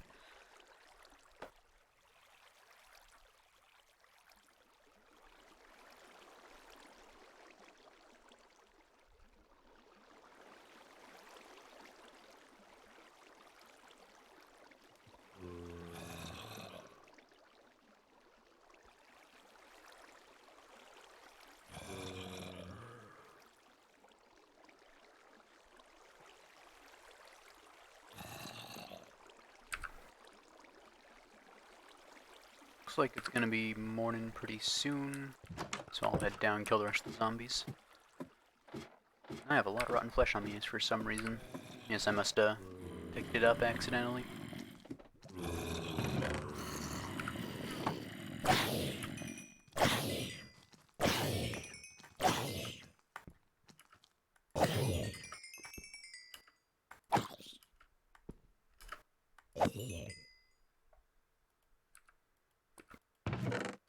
Hey, another iron ingot. Cool.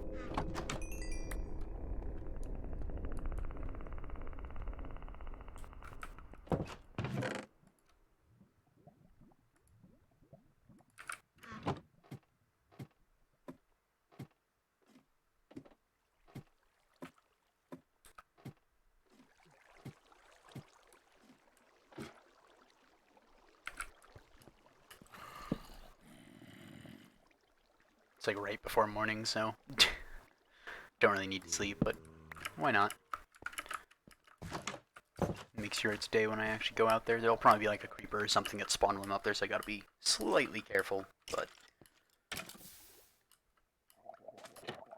that's a drowned.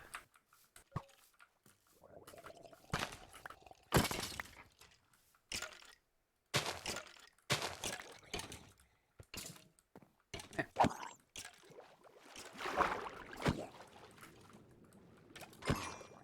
Ooh. Gold ingot, don't mind if I do. Looting 3 is pretty nice. Creepers, on the other hand, not so nice. Let's see if I can get the elusive CD drop. By having a, so if you get a skeleton to shoot a creeper, you can get a disc from it.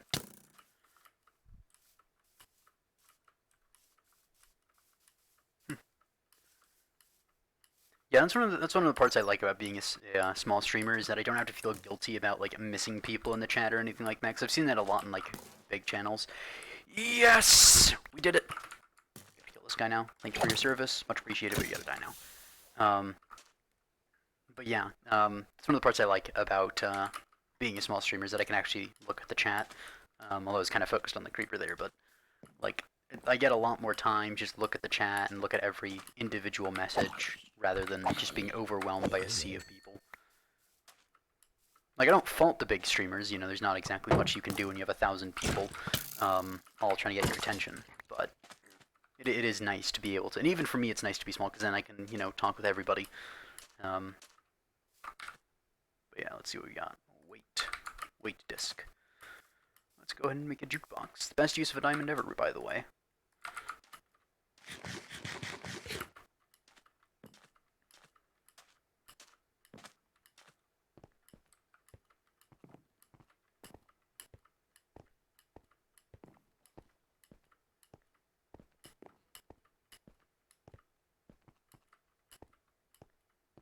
Got a little bit of a lag spike there, or FPS spike, I guess.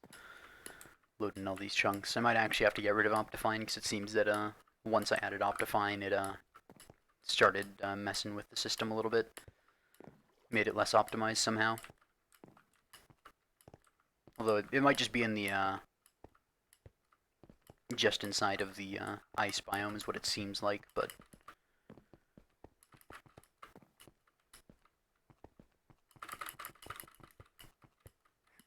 I always find it funny when you're going super fast on an ice track and you accidentally hit one of the walls or something and you just go ping-ponging around. Or pinballing, I guess would be the more accurate term. But it's always really funny.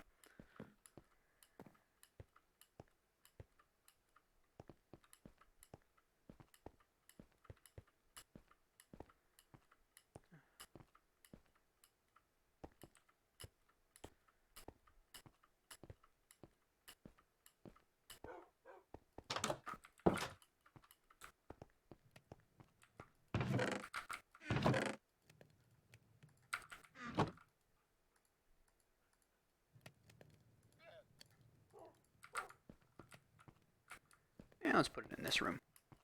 This room could do with a little more love.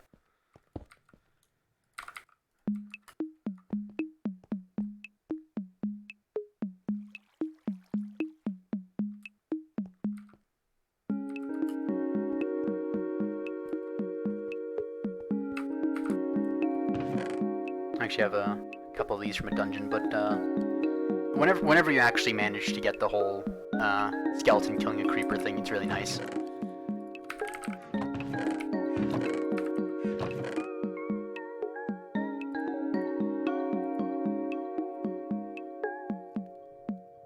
Yeah, it is quite low. I don't have anything like mending on it. Let me turn the jukebox down just a little bit. But it does have unbreaking on it, so even though it is low, it's got plenty of durability on it. Like, and that's mainly just from all the netherrack that I mined. But even that took it down from even like the 2,000 blocks of netherrack that I mined took it down like from like halfway to what it is right now. So I can mine it at least 1,000 more blocks just fine.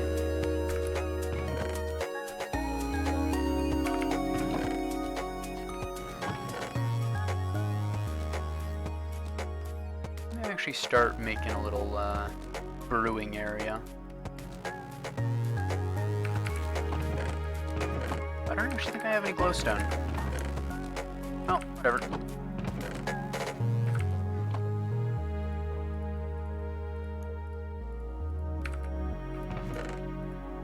Oh, throw you in there. So I'll leave some of the gas tiers behind, because I'm not really planning on using that many of them for brewing.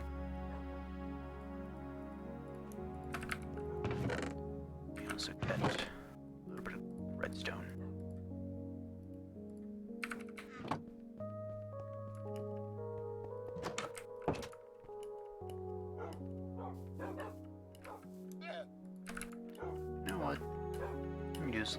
Let me get some like stone bricks or something to place. I could use the black rock, black stone.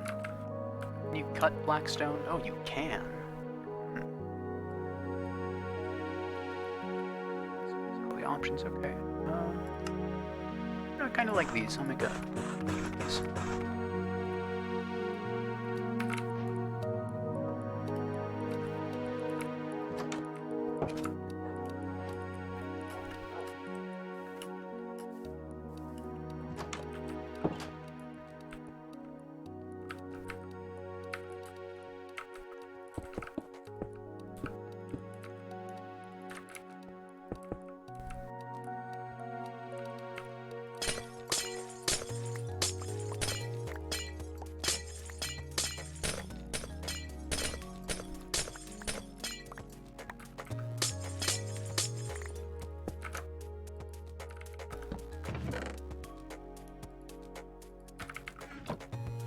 Now,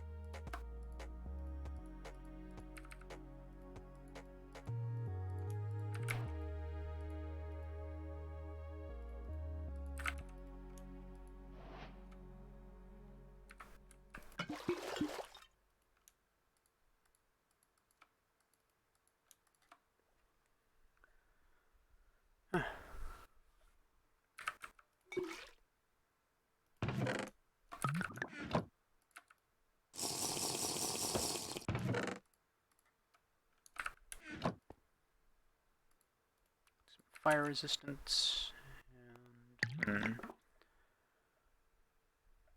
kind of want to make splash potions of healing, regeneration. I think regeneration was I forget if it was nerfed or buffed in 1.16, but it was one of the two.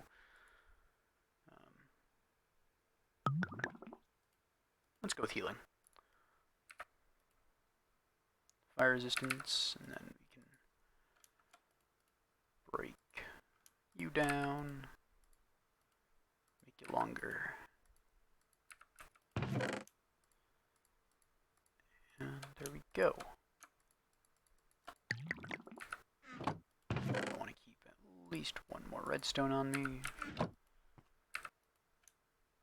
Actually, no, I want to use glowstone, so I'll have to go get some glowstone at some point for that. But you are nice. Potions of fire resistance for 8 minutes. I will leave the 3-minute one probably in the nether portal once I go back that way. Yeah, I'll make a small netherwort farm, I think, in the brewery room. Some soul sand. Don't know if I want to use that much, but yeah. And let me get some gunpowder.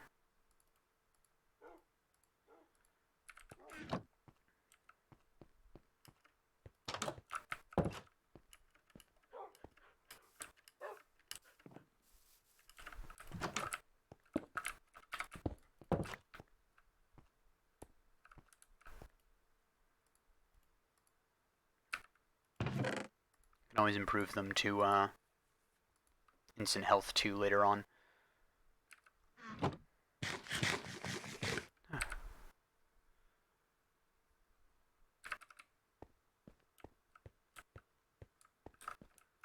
However, I think. Oh wait, no, never mind. I gotta do the small netherwort farm first. How much room do I have this way? Not much, but enough. For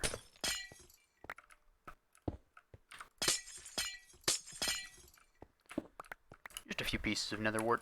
Doesn't have to be a lot.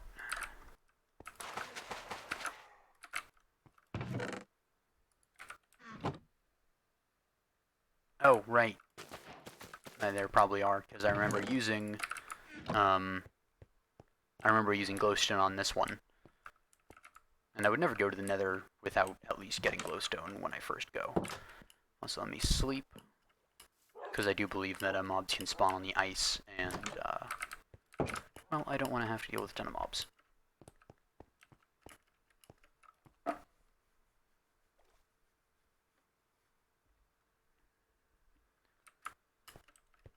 me take weight out and put it back in my miscellaneous chest.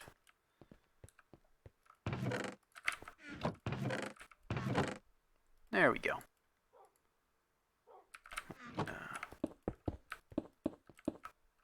That's not how I meant to place them, but whatever.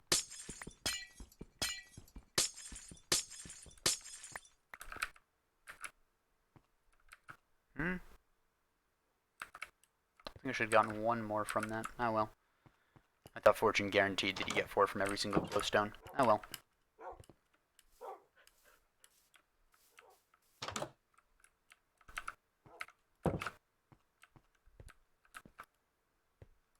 And glowstone.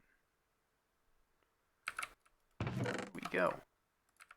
And then, you know what? I kind of want to use my single one of the, like, the shroom lights or whatever in the nether. I think I want to use one of those to light my nether wart. There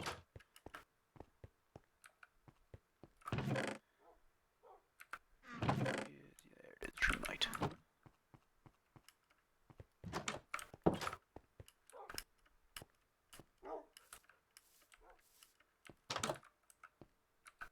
Come on now. Okay.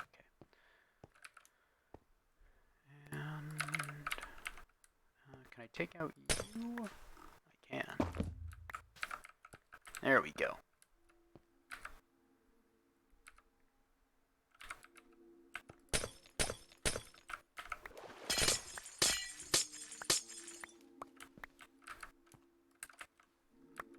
Now, do I want to use regular blackstone? No. I think I want to use another form of blackstone.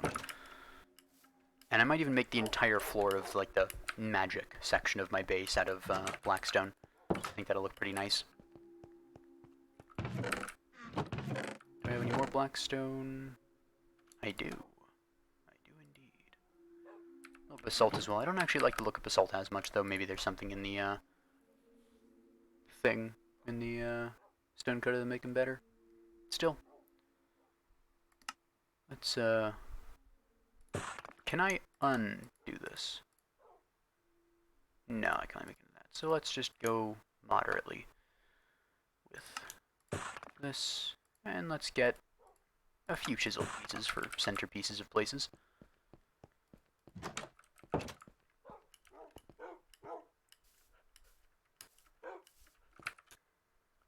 So let's start here.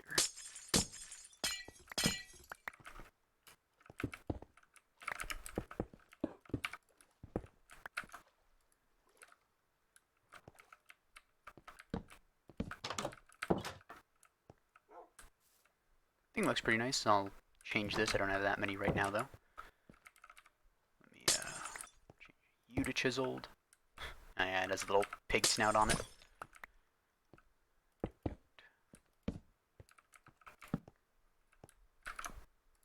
Then save the rest for this. At some point I might want to get the special gold ones from the bastions, but again, I'm not touching a bastion for a long time. And instant health 2 potions. Nice. Not really going to be able to carry around all that many of these, but it'll still be nice to have them. And honestly, I think I want to do it like this and put another chiseled one there. Cool. Yeah. I have like one more of these, so I'll just put it there. Cool. So our little brewery area is complete and not ice floored anymore. Netherwort's growing nicely. You never really need that big of a netherwort farm, unless you're doing like some like industrial levels of potion crafting. But probably gonna also want to make some. I'm gonna make a ton more golden apples. Why not? I have plenty of apples and plenty of gold.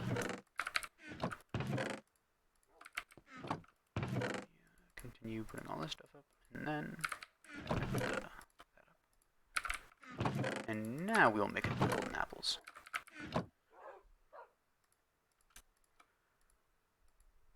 Actually, let me do this and just look up. Golden apple. Oh wait, no, it takes. I see.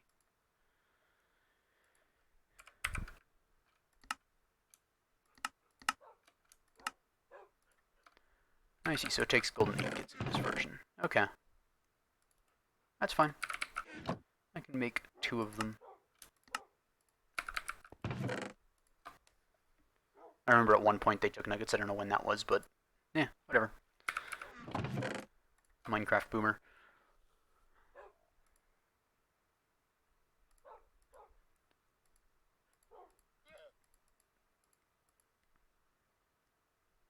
Cool. So I'm a little more ready now to weather the storms. Like, these alone just make the nether so much less scary. Like, if you fall into the lava lakes, it's fine.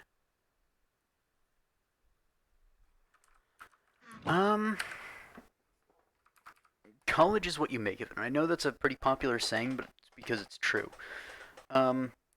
Depending on what path you choose, what classes you choose, college can be difficult, and in all likelihood it probably will be.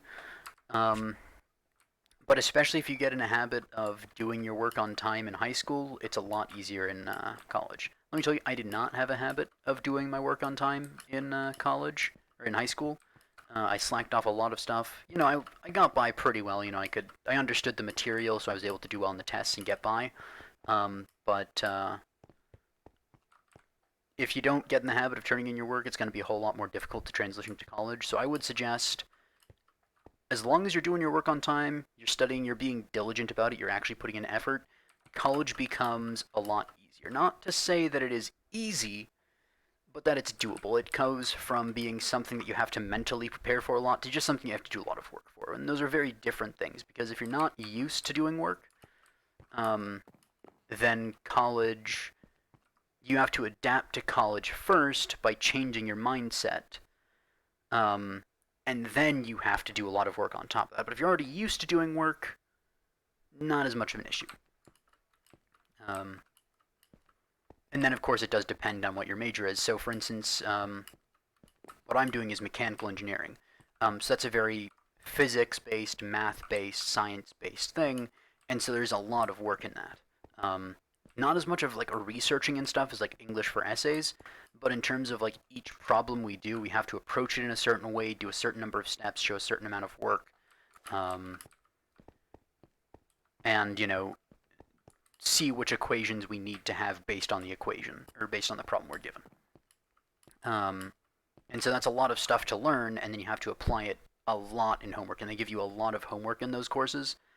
But for something more like English, rather than having like 2 assignments every week. You have to sit down for a few hours and just apply equations over and over again. It's more, you'll have to do an essay a week, and that essay is about, some topic the teacher gives you. Let's say it's, like about the presidential election or whatever. We'll just say that. And then you have to go and you have to research that. So depending on what you're going to, if you're used to doing work, it'll be a whole lot better for you because you won't have to adapt to doing a lot of work. Um, and then if you're already used to doing the kind of work that you're getting into, that's also a lot. So if you are going into English and you know you're going to have to write essays, practice a little bit of research, not just using Wikipedia. Although technically you can just use the Wikipedia citations at the bottom of the Wikipedia page. But anyways, um, looking at scholarly sources, determining those. And so once you get used to that, college becomes easier. And that's what college is supposed to teach you, is it's supposed to um, mold you a certain way so that you think a certain way, approach problems a certain way, and do things in a certain way that has been proven to work. Um, Knowledge is important, yes, but a big part of college is making sure that you're ready to work. Not just know how to work, but actually ready to. And that's something that I missed in high school. I really didn't pay attention to anybody. I really didn't think. I was like, oh yeah, I'll just blow off my way through. I'll enter college and just do the same thing I did in high school. Um, and even if I could do that in college, it's not as good for me because once you enter the workforce, it's a little different. You're expected to do more work. Um, so, but that being said, you do get a lot of say in how much work you do. So if there's one thing that you have to do, it's a requisite course, and you know you're not going to like it, you can say, you know what? That's my only course for that entire day. Now, it depends, of course, on the scheduling, but if your scheduling works out that way, that's something you can choose to do. You can say, you know what? No, no, no. This is the only course this day. I'm going to go and I'm going to do this course, and I'm going to go do the homework for the course afterwards. I'm going to leave a lot of time to do that. Or, this is such a mentally draining course, I just want to relax after that. So you get a lot of say in that.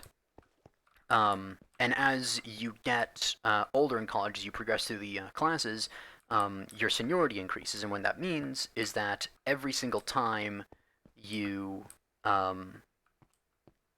register for classes, you're placed a little bit more important because they say, well, the seniors, they're a little closer to the end of their time here. They need to get these classes in. And so they let them get first pick at all the classes, and then the juniors, then the sophomores, then the freshmen are the last ones to get a say. Now, of course, as a freshman, you're pretty much only getting freshman courses anyway, so it's not much of a problem. Um, but as you progress through college, you get a lot more say in your schedule, and you really do get to say, yeah, no, I just want no classes on this day or one class on this day. I don't want a single class before noon. Um, and you can just do that freely. And then, of course, the other part of college is the social life, which is so much better. So much better than high school. Um, because on a college campus, you can pretty much get anywhere you need to go without even driving, so it's much less of a hassle. Depending on the size of the college, I go to a relatively small college, so I can just walk anywhere, but usually colleges will have a shuttle system. And so the classes end up being harder, but the social life is also a whole lot easier and a whole lot more rewarding because you can really make a whole lot of friends there. And there are all these different clubs, so when you're going into some place that these are people that are like-minded, these are people that like the same things I do. Um, and so you get a lot of support there as well. You get a whole lot of ways to de-stress. Being away from parents for different people, depending on how your family life is, can be a big thing as well. Some parents, like you say, yours are bearing down on you a lot. That's not an issue in college as much. Now, some parents will be strict about that. That's not any place for me to say. But if your parents do ease off, um, then that's something that's also very nice. Um, and you don't have to worry about them as much, although still do your courses and whatnot. But you get a whole lot more say in what you want to do. So college is harder. Definitely is. I'm not going to deny that. It's harder than high school. But if you prepare well enough, then it's just going to be the next step. It's not going to be something that's major. It's not going to be something that's horribly intensive. And for your first year, it's probably not going to be that bad. Um, and there's also so many opportunities at college to do stuff that it all sort of balances out. Because, like, your classes are harder and more stressful, but your social life is less stressful and more rewarding, so they just sort of cancel each other out.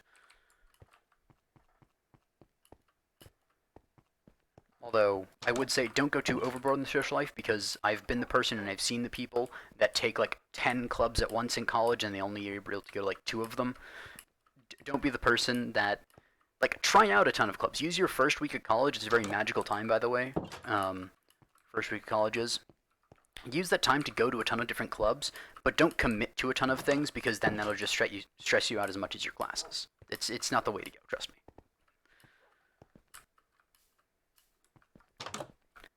And as far as getting into college, which I know is another big thing, um, it depends on your college a lot. Um, like if you're trying to get into like MIT or one of the Ivy Leagues, you're gonna have to put in a lot of work. And unless you were working from your freshman year of high school, it's you're gonna be very hard pressed to get in.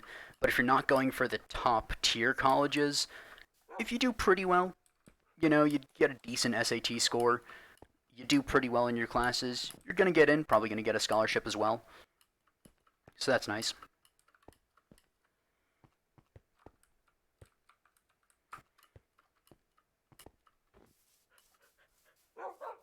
I mean, I'm not super like advanced in terms of college. I just that's all I can say. Like basically, I was at freshman year of college. I should be in my sophomore year, but that sort of got canceled to COVID. Um, like I could be at college right now, but it'd all be online. And because it's online, I decided I'm not gonna pay the tuition to take an online course because I know I'm not gonna do well in it. Because that is a thing that happens. Some people just aren't as good as online courses. Um, so you're able to do something called taking a leave of absence, which is basically just saying not gonna go to college for the next however amount of time, but I do plan on coming back. And what you do then is basically just say, well, you have to talk to them, you have to go through a process. Um, uh, Going to college for art. Um, I mean, art's a very broad category. Um, like, you can go to arts colleges, um, and college and university are sort of synonymous, unless you mean like undergraduate and graduate school, um, which I don't. I think as far as that goes, I don't think there's a specific path for arts. It does depend on the college heavily. So this is another thing. Every college has pretty much their own way of doing things. They're gonna be similar. Like you're not gonna go to something, for instance, for mechanical engineering like I am, and you're not gonna go in there and suddenly they're just teaching you only English. Like they're all gonna have similar basics, similar math and physics, but they're gonna require you to have different things. Um, like some colleges require you to take an English course, regardless of what your major is. Things like that. So for arts, it's kind of hard to say. I know that there are colleges that teach various different arts. There's musical arts. A lot of colleges teach that, especially if you're getting into things like musical composition. I have a few friends that are doing that in college. Not at my college, but at other colleges. Um, but they're doing things like musical composition, musical theory, things like that, that form of art. If you're thinking like drawing art, I couldn't say because I never researched it, but I would say take a look at it. There's probably some college that enters that, but if you're really dead set on art, um, it's art's one of those things where like you can learn it, but college only ever teaches you how to do what's already been done. College is not necessarily the way in 100% of cases. Um, it's a reliable way. Um, it's a way that you are fairly guaranteed to get a job, fairly guaranteed to progress through life and, get enough money to live. Um, but college can't teach you college can't teach you everything, and there are some things that you could go to college maybe for them, but it might not be the best thing anyways. You always hear about all the people, like Steve Jobs, Bill Gates, or whatever, that just didn't go to college, because they're doing things that haven't been done before. You can't be taught something that hasn't happened because then the teacher must have already done that thing. and therefore it would have happened. Um, and so far as I know, art isn't really something that can be taught. Like, um, art's it's a little different for everybody, and so they can teach you a lot of art history. You know, this is what made up good art in the past. This is what is good art right now. This is what the critics are saying. This is all that. And they can teach you skills. But ultimately, if you want to become a successful artist, you have to do the things that haven't been done before. So college will help in that. You know, it'll teach you how to do the things that have already been done so that you know what's been done, you know what's not new, you know some techniques that can help you to do things that haven't been done before, but it's not going to teach you how to become a successful artist. It's not going to teach you everything you need. You need a little bit more than what college can offer. And so if you can find that outside of college, why even bother going to college? It has a hefty price tag. I mean, college is not cheap in America, and it's not exactly cheap other places, although it is cheaper than in America generally. Um, so college isn't cheap, but it is reliable. You know that what you're getting has been tried and tested, and in a lot of cases, that's good. In terms of science, it teaches you exactly how to perform experiments so that you can perform those experiments. It teaches you exactly how to design so that you can design. Um, it teaches you how to do artwork so that when you have ideas, you can do that artwork. But it doesn't teach you how to be innovative. It teaches you techniques, yes, but at the end of the day, your innovation comes from you, not from college. It'll teach you to think a certain way. It'll teach you this is a way to approach innovation. But if you already have the ability to innovate, if you already have the ability to do those new things, there's not a particular reason to go to college if you can already do it. I'm not saying don't go to college. I'm just saying it's not for everybody. And with art, I wouldn't know one way or the other whether you're ready or not to go to college, whether it's even beneficial for you. I would look into it, look at yourself, and say, is this something that I really want to do? First of all, that's the biggest question you have to ask yourself. Is this something I want to do? Is this something that I want to work? Because working for something and enjoying something are very different. You can enjoy your work. It's the best case scenario. But working means that you have to do it even when you don't enjoy it. Now, if you think that you'll enjoy it forevermore, that's great. You're golden. But if you don't think this is something you want to do for the rest of your life, you might want to reconsider. Um, and then, once you've established, okay, this is something that I want to do, at the very least, it's something that I know I can do, and I don't have anything that I particularly want to do, then you can start going, okay, now I know what I want to do. Let me find colleges that could teach this. And then look at what they teach. Like, if you're trying to become an engineer, take a look at, okay, well, I know MIT is a really good engineering college, so let me take a look at what MIT does. And, you can see everything they do, you can see their curriculum, what they try to teach students, and you can say, is that something I need? Is that something I can do? Is this the college for me? And in many cases, the best college, quote unquote, isn't necessarily the best for you. It might be too large, it might not have the right atmosphere. Maybe you're a devout practitioner of a particular religion and that college doesn't really allow that. You have to look at all these different things. So, can you go to college for art? Yeah. Can you go to graduate school for art? Probably. I would imagine so, although don't have a definite answer for that. Do you have to go to college for art? No. It depends on yourself.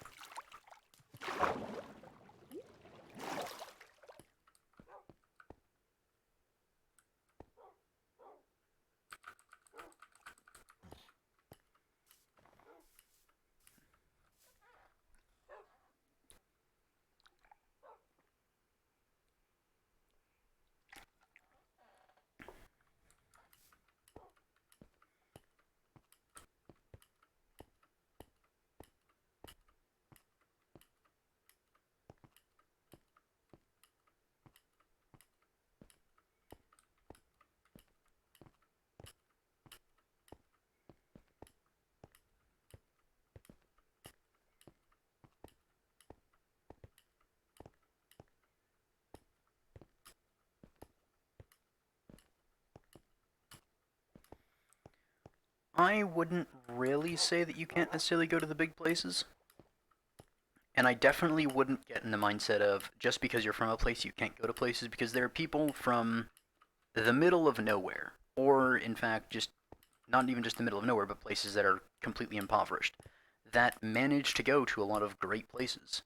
Um, so it depends a lot on yourself. If you come from a small place, it'll probably take a little more work than if you come from a bigger place because you'll have less opportunities, less exposure. Um, but there's not a can't in there. Harder, quite possibly. Impossible, never. Um, Whenever you're applying for college, it's about setting yourself apart. It's not necessarily about being the best. Being the best is great, don't get me wrong, because being the best sets yourself apart as the best. Um, but it's not necessarily about being the best. It's about doing something that makes the colleges think this is a student that can benefit from us. This is a student that will be a great person someday, will do great things with the knowledge we give them. Because what they're looking for is they're not just looking for money. Money's important to colleges, of course, they are a business. But what they're also looking for is people that will establish the pedigree of their college, people that will take the name of their college and make it something great. So whenever you hear, oh yeah, that person's going to Harvard, wow, that's amazing. Well, why is Harvard so amazing? Well, it's because it's had a few hundred years of great students. These students that go into Harvard get taught, and yes, of course, it's part of the institution, they have a certain way of doing things, but they also attract the best students, and then those best students go on to do great things, further reinforcing the fact that Harvard is a great school. So they're looking for great people. You just have to be a great person in whatever field you're going to. So if you're going into art, do something. Just because you're in high school doesn't mean you can't do anything. I missed out on that when I was in high school. I thought, oh yeah, I'm in high school, I can't do anything. I'm just gonna wait until I go into college and then I'll be able to do something. Horrible mindset, by the way. Um, so take a look at what you can do with the current art skills you have. Polish them if you can, um, because of course being better is of course good. Um, and then go out and do something in the community. Make community artwork or something like that. I'm not an expert in art by any means, but just do something, get put in the daily paper, get maybe even more attention than that, and colleges will see that. You can also put that on your resume. This is a massive project that I did. This attracted, thousands of people. It made, $1 million for charity or whatever, and colleges will see that. And that's a person that knows how to work hard. That's a person that not only knows how to work hard, but will work hard for something great. That's a person that knows about the greater good. And then they'll look at that and they'll compare it to someone and they'll say, okay, well, yeah, this person's an excellent academic, but what did they actually do? Did they actually do anything with their academics, or are they just another person that's good at school? So never say that you can't go to college because you're from a small place. That's not how it works. It is harder to get to college from a small place, yes, but it's not impossible. You just have to work hard. And the thing is, the people that get to college from those smaller places, they're extra special because the colleges take note of them. They're just like, this is a person that really worked hard to get here, and they see that. And other people see that. And so that's where a lot of scholarships, it's sort of like you'll have to work harder to get in, but because you worked harder, you'll get better scholarships.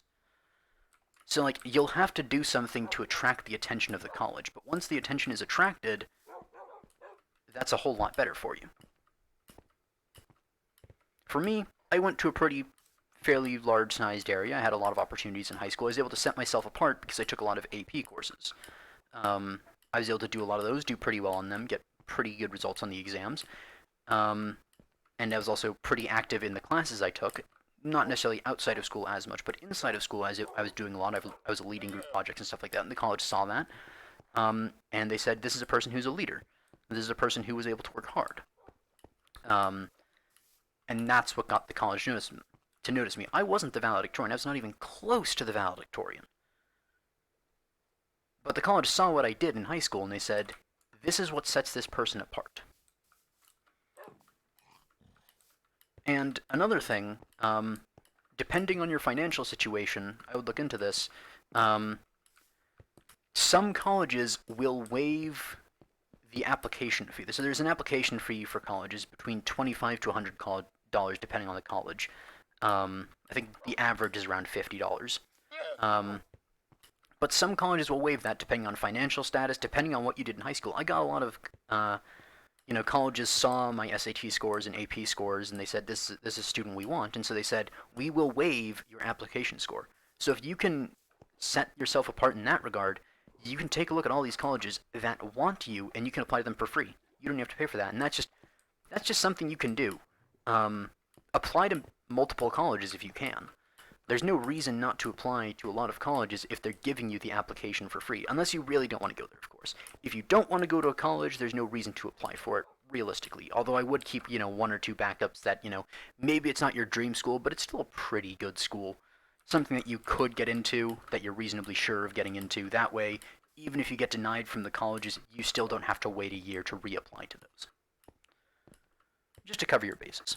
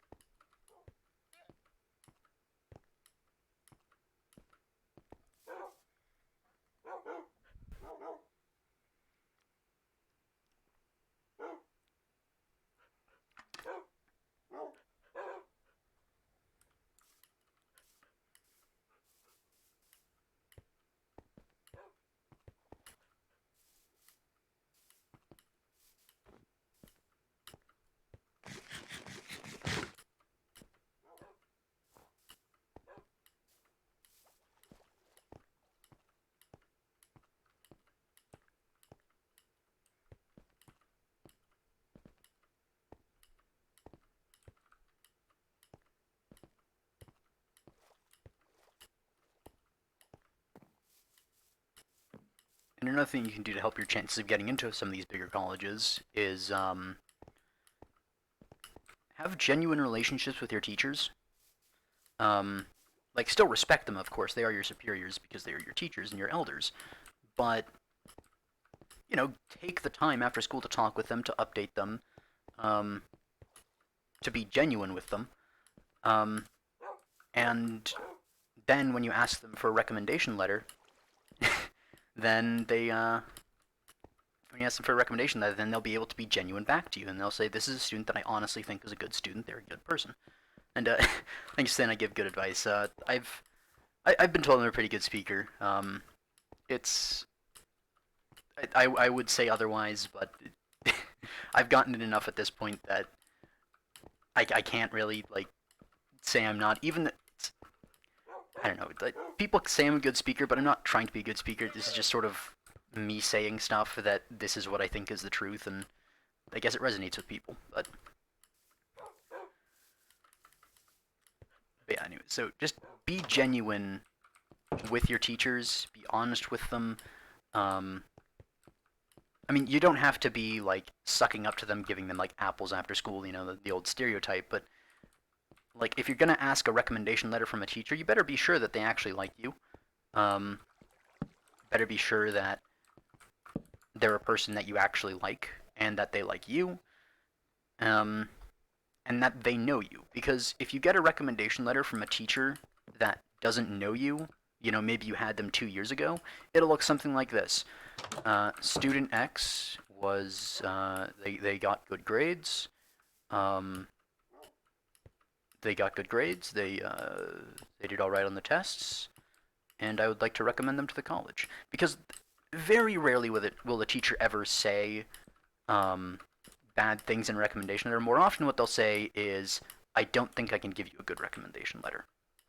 If they're a nice teacher, and most teachers are, because no teacher really does it for the money. The money's not that great in teaching. Most of the time, they do it because they generally like to see kids, and they like to teach the next generation to be the person that does leads the next generation onwards. Um, but if you befriend a teacher, if you're really genuine and honest with the teacher, and they like you, and you like them, and there's that relationship there, you can ask them for a recommendation letter, and because they know you, they can say the little parts. They can say, "This is a student that was outstanding in their field. They mentored their fellow students. They led group discussions. They left a lasting impact in my mind. They were able to go out and do public works for the community, all these different things that if you never talked to a teacher, you never really would go about it. And it's not so much that I wouldn't go about it in the mindset of this is for the recommendation letter. Be genuine. That's the most important thing. Um, you don't have to spend, time outside of school talking to your teachers. Um, but just being genuine with them, so, sort of like have a nice day when it's after course, things like that, um, or a good morning. Um, that kind of stuff will, especially if the rest of the kids in your class aren't doing that kind of stuff, it will set you apart, and you'll be in the teacher's mind. They'll keep an eye on you. And if you do need to get help from your teachers, that's another way to establish yourself. Whenever you go ask for help, be hardworking about it. Be genuine about it. Be like, this is something that I need help with. Can you please help me? Um, those kinds of things. And when you work at it, genuinely work at it. Don't just have to. Don't just say, okay, well, I have to do this to do well on the test, so I'm gonna do it. No, this is something that I want to do. Now, of course, if you don't want to do that, you can't be genuine about that. Um, but at least put in the effort. Don't don't have to do anything, especially in front of a teacher, but just in general in the course, because they'll see that reflected in your work. Especially if I don't know what your current grades are. I'm not going to ask. That's quite personal. But if your grades aren't as good and you start putting in the effort, teachers notice that. Um, Maybe something about the online courses doesn't really click with you like it did with me. I was horrible at online courses. Talk to the teachers, email them. I don't know if you have their phone number or anything like that, but if they've given you an opportunity to contact them and ask, hey, this is something I need help with. Can you help me? More often than not, they'll say yeah, because that's what they're there to do. They're there to teach. They want to teach. Um, Not always. There's every now and then you get the teacher that's been stuck in the job for 20 years or something, or maybe they're just starting out. But most of the time, teachers are pretty open to that. Um, so just try hard. That's the best thing, really, because teachers notice hard work. They're grading all of the work. So they'll notice changes in grades, they'll notice changes in work, and if you're really putting in the effort, that'll show through. Even if it's not like hundreds, like let's say there's a student out there that is getting 80s or 70s even, and something clicks in them, and suddenly they realize, well, you know what? I need to work harder. That teacher will see that student go from 70s or 80s to 80s or 90s, or maybe even 100 if they really, really try hard. Um, and they'll see you if you're in those after school tutoring sessions. They'll see that and they'll say, hey, this is that kid, this is that student. And then if you ask them for a recommendation, they will see that and they'll be able to remember that. They'll be able to remember you because you did good stuff. Again, never go about it as I need to do this for the recommendation letter.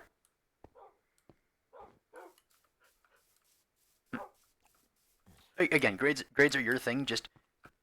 I'm just talking about hard work. Grades are kind of irrelevant in terms of your work. Some people are better at things than others, and so they'll get higher grades on them. Grades are important, don't get me wrong, but in terms of hard work, the difference is the change in grades. If you do poorly on a test, if you do poorly on a quiz, if there's something you're not quite getting, you remedy that by hard work. You study it, you go to the tutoring sessions, you ask the teacher. And that's what they notice. They don't necessarily. I mean, if a student is completely acing the course and doing really fantastically in it, they'll notice that, of course, if they're getting straight hundreds. Maybe they'll even be a little bit suspicious of, is this guy cheating? But more often than not, they'll just be like, that's a pretty good student. But they also notice all the people that aren't getting hundreds on everything, and they'll look at these students, and if there's one of them that's really putting in the hard work to get better, even if they're not the best in the class, they'll say, that's a pretty good student. Not because you're doing great in grades, but because you're studying, because you're doing the work as a student. That's what sets you apart in a teacher's mind, is being a good student, not being good at the class, being good at the topic, just by being a good student, by studying, by hard work, by tutoring, by being polite in a lot of cases, especially as time progresses. I've seen a lot of cases where the classes are getting more unruly, students are speaking out a lot more, interrupting the teachers, things like that. No teacher really wants to be interrupted. And so if you're not the student doing that, then that'll allow you to stick out a little more. Um, and just even if you don't like the course, I would say still put effort into it. As much effort as you can really manage in everything you do. Because that is what will set you apart. And if you really, really need to set yourself apart, you say you come from a small place, you will need to set yourself apart. And again, in more ways than school. School is not all there is to life, especially when we are young. Because when you're young, there's so many different things you can do. There is of course social life, but there's so many things that you have the energy to do that, and you can just sort of go out there and do it. You know, you have the time and the energy. You don't have the money necessarily, but if there's things you can do without those, go and do them. Volunteer at local areas. You know, maybe there's like an art museum nearby that you can go and, I don't know, do something at it. You know, I'm not an art expert, but the volunteer opportunities, things like that. Projects for the greater good, things like that as well, help a lot. My school required things like community service, um, and that helps a lot. And going above and beyond in those sets you apart even more. And those are things you can write on your resume. You can be like, okay, well, I volunteered at the local food pantry every week, and I did my community service there. Um, and not even saying I did my community service there, but I helped the community there. I did this, and I got to meet all these people. And then also having an interesting take on that. Not just being, oh yes, I am student X. I did 60 hours of community service. I would like to apply to prestigious University Y. Please accept me. But if you're like, I'm student X.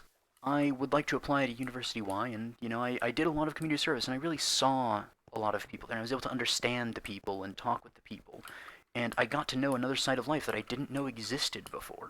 And I was really able to appreciate all the things I have because I got to see what it looks like when I don't have them. When you are able to put a twist on things like that, that makes your application stand out. You don't have to do that for everything. A lot of the stuff is just statistics, you know. I got an 80 in this course, a 90 in this course, blah blah blah blah blah. That'll be on your transcript. But whenever you're writing to a college with those applications, it's about you, not about your grades, not about your school. It's about you. Your hard work, your effort, your mind, your emotions, what you know, what you feel. That's what it's about, and probably even more so in art, because it is very much a feeling thing. It's not cold, hard science that is fairly binary. Not always, but in most cases. So, ultimately, it's not about the grades. It's not about being the best in class. It's about how hard you worked, what you were able to do that was different from everybody else. Whether that is being the best in class. That's one thing you can do, but also being the person that stayed the last in class, to put in all the hard work they could into those classes. That, really went above and beyond. Whenever they were doing those community service projects, this is the way that person was. They were cleaning up to the last minute. They organized their own things that our community service could do. They did the best that they could in their own way, and that'll set you apart. It doesn't matter about your grades. It matters about your heart and your mind.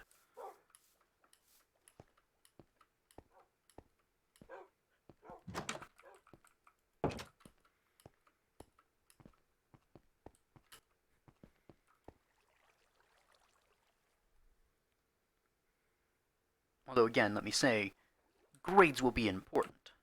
There's a difference between grades not mattering because um, there's a difference between grades not mattering at all and grades being a reflection of the heart and the mind. Grades play a part in letting them see the effort you put into school. If you're like a straight C student, they're gonna see that and they're gonna say, well, this person, either they're not that intelligent or they just didn't work hard, and either way, we don't really want them in here. But if you have B's and A's, they'll see, okay, this, especially if they're in harder courses. Um, a C in an AP course is better than a B or an A in an on-level course any day of the week, because they will see that, hey, this is a really hard course. This is what they tried to push themselves here, and they didn't do the best they could have, but they put in the effort here. Um, and so they will see all of that, and they'll be able to tell from your grades, okay, this person put a lot of effort into school or a little bit of effort into school. Um, but then, and that's when it becomes a little dubious, because then they look at the rest of your application. They look at all of these other things that make up the person. Because a C in an AP course could mean either of two things. Either you didn't really get the material at first, but you really worked off and you really worked hard to get it, or you sort of just moseyed on by, you knew the material pretty well and you just got it and you were good to go. And so then they say, okay, well, this is a student that challenged themselves in this regard. They took an AP course, it's pretty good. Then they look at the rest of the application and say, okay, well, this is a student that really went above and beyond in anything they do in life. So there's a pretty good chance that that's what they're doing right now in this AP course. You know, they're probably really pushing themselves here. They're really working hard at this AP course. They're really working hard to get these grades. That's a hardworking student. That's a good student. That's the kind of person we want, because they'll do great things in life.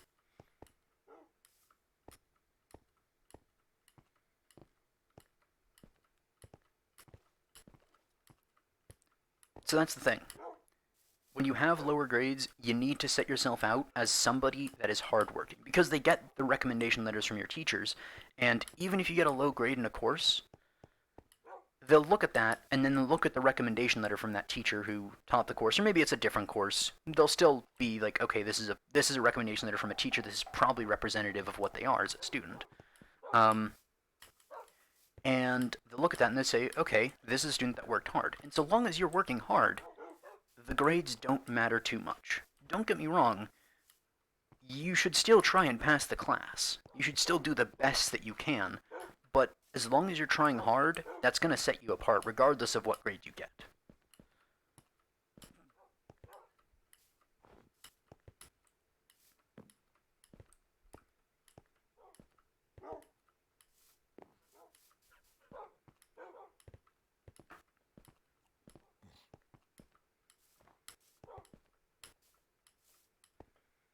Although if you are getting like straight C's, find at least one course that you like and really push for that one. Put effort into the other courses still. Don't take away effort, but put in effort into at least one course that you like and make it the best course that you can. Really try. Like, say you said you wanted to go into art, or at least you mentioned art earlier. If you really like art, which you should like art if that's what you want to do with your life, find an art class or a class related to art or something you can tie into art, maybe English. Um, and really go after that. Say, what can I do to make this the best that I've done? I know it's not that simple, and you say you're hardworking, so it's not so simple as just putting in more hard work, but do try to do that. And it's not about necessarily like being hard on yourself for the sake of being hard on yourself, but take a look at what you're doing in the course and set a goal for yourself that's a little bit above what you want. Say you get an 80 on a quiz, say, I want to get an 85 next time, and work for it. And, do outside work. Like, if you're taking English, take a look at, like, similar things in English, similar quizzes or etc., and take those, practice those, and if you're not getting those 85s you want, practice a little harder. Learn from your mistakes in that. There's always more work that can be put in. Always more work can be put in. So find something that you want to put that work into. For me, it was very hard to do that in school. For me, it was very hard to find a class that I genuinely liked and genuinely wanted to put the hard work into. But if you can do that, that's gonna set your grades up a little higher. It's gonna help you if you can find a course that you genuinely like.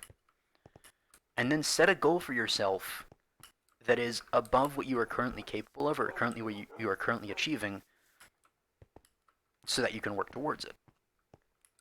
If you're getting 80s on the quiz, don't just say, well, 80's good enough, I think, I want to just maintain these 80's. No, say, well, I've achieved 80's now. Well, that means if I put in more work, I can probably get an 85.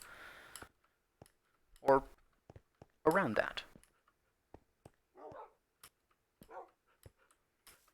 I'm not an expert in all of these things, of course, but that's my honest opinion on it.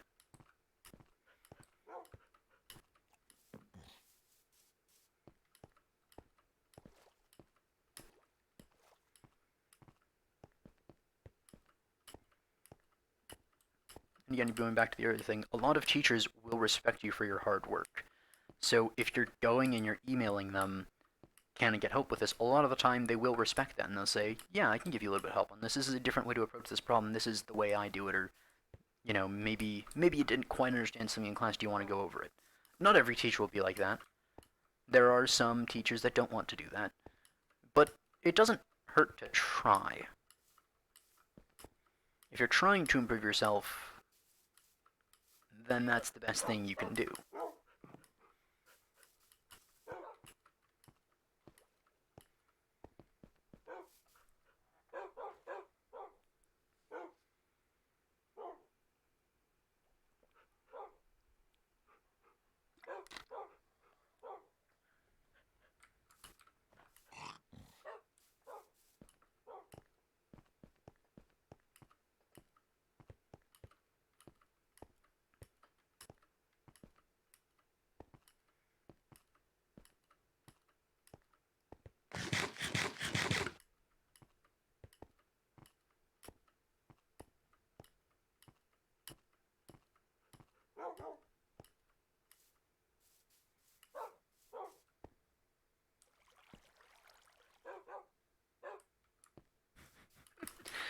Yeah, that's fine.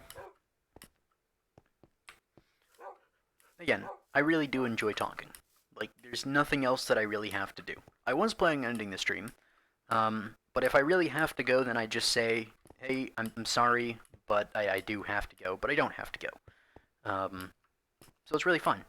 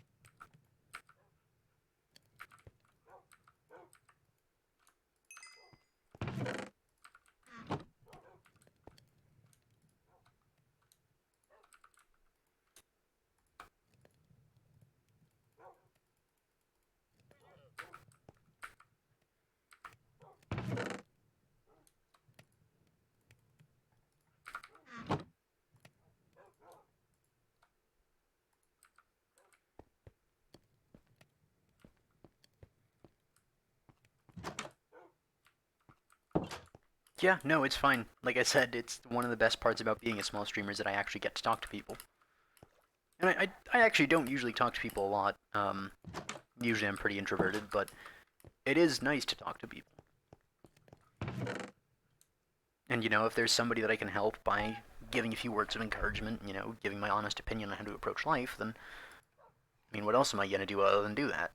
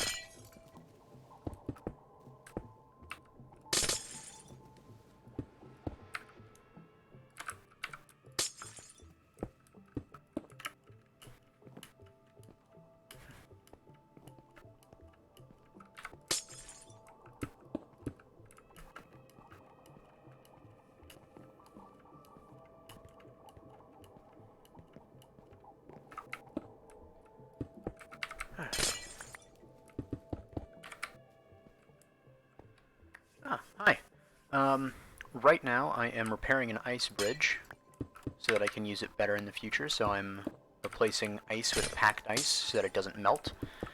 And also I'm currently smelting a bunch of smooth stone so I can have smooth stone slabs over everything. That way I can spam jump and go faster along said ice bridge.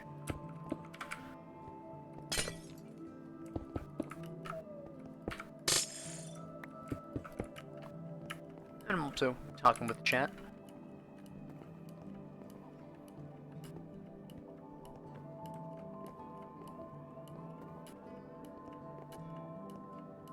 So, yeah. Right now in this world, so that's sort of the mainland over there. It has a village, got a zombie spawner over there, which is pretty nice. And then over here is my base, so it's going to be sort of like an ice palace, and so I'm going to have, whoops, sort of a palace room, a little wizard's tower almost, little grassy area in the middle, an ice wall surrounding all of it, probably a dock as well, just because I can, and so the wizard's tower will be for like enchanting and brewing. And right now it's all pretty bare bones. It's not decorated really, and it's not really built up. But it is, it exists. So yeah, this is what the final path will look like, is these slabs over top, so I can do that. So that's nether, the nether portals. Looks like this. This is me when there is no fortress. It's a piece of crying obsidian because I spent 4 hours in the nether trying to find a nether fortress. Finally found it today, which is great. We have the, this is going to be the wizard's area. So we have enchanting table with bookshelves up to level 30, enchanting supplies, lit by a piece of glowstone in there. We have the brewery, lit by shroomlight, some netherwork growing, brewing supplies. I have, get the bottles in there, good. Yeah, so this is also, this is going to be sort of the grassy area. And I'm going to expand this grass as I go on. For now, it's for trees, my wolves, and my llama that I stole from the wandering trader.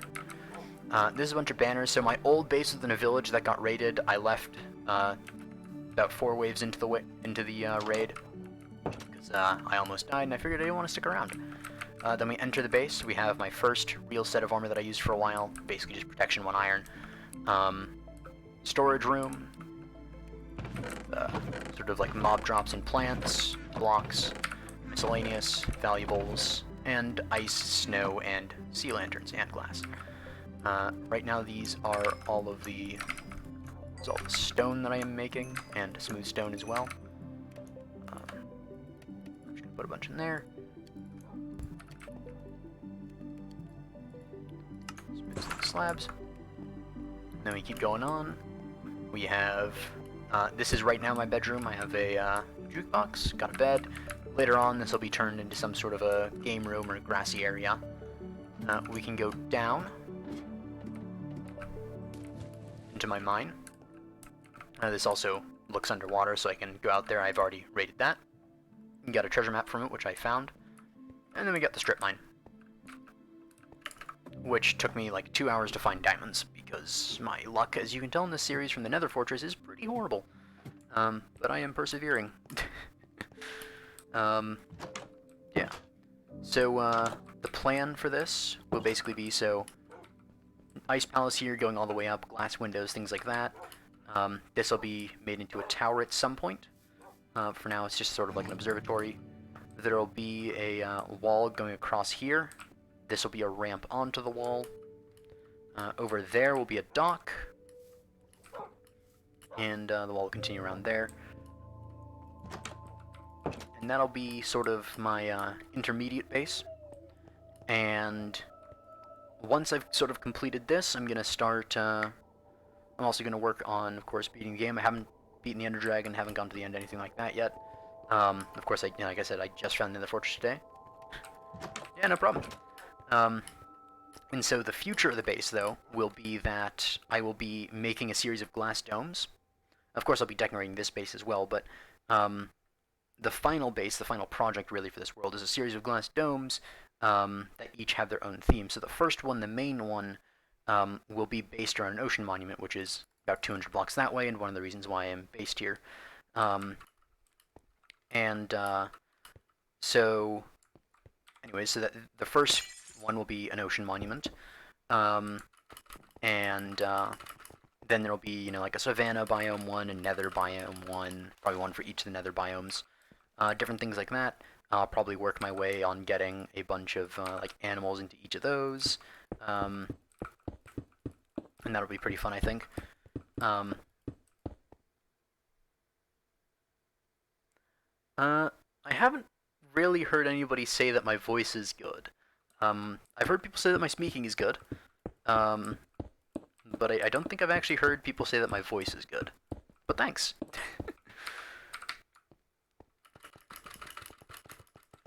The more you find out about yourself.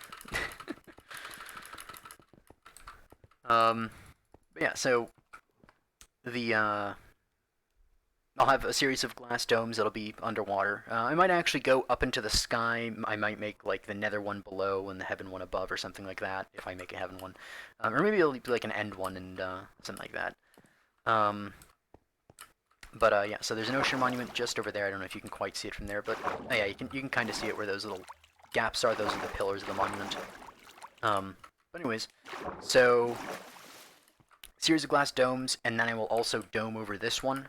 When I move on to that, and this will be an entrance, and there will be a sort of pathway leading to the main dome. So this will be the entrance to the main base, and then this will just be a sort of memento to the first however many streams that are there. And then this might eventually become something like a hall of memories, and so I'll put different things throughout the series, throughout the Ice Palace and the Wizard's Tower. Um, if there's any major like PVE events or something, I might have like mementos along the walls. Maybe I'll make the walls like full of Illager banners like these guys. Um, but yeah. Oh, and then I'm almost definitely planning to make a planetarium inside of the ocean monument. That way they can be the guardians of the galaxy. I don't know how far I'll be allowed to go with that pun in the future, but that's the hope. Instantly loses every single view I've ever had.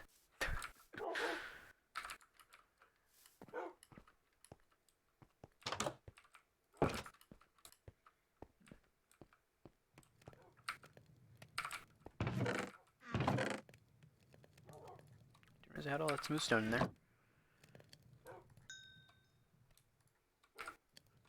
Oh, you're done. Nice.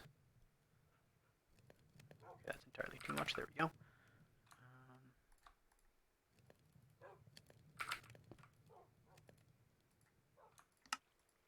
I'm just realizing this is going to take a whole lot more half slabs than I was prepared to make, but I shall persevere.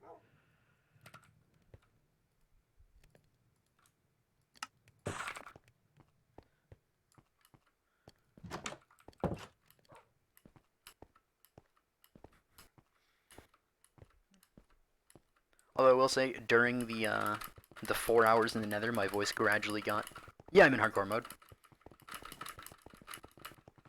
Yeah, so the name of the stream is Hardcore But Chill. So it's pretty much just hardcore Minecraft, but I'm not trying to be special in it.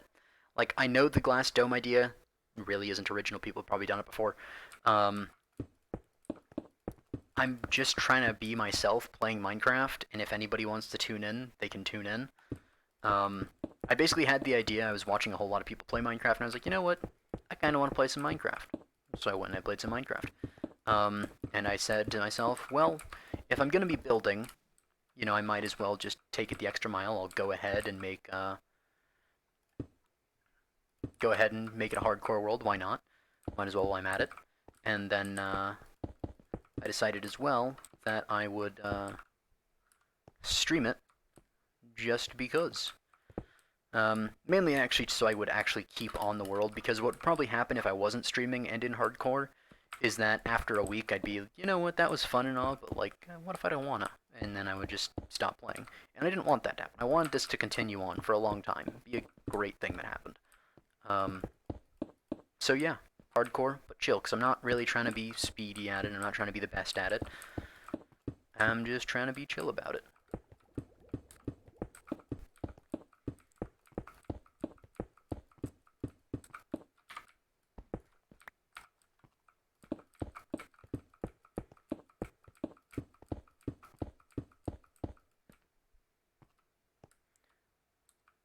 getting there. It's gonna take a while, but we're getting there.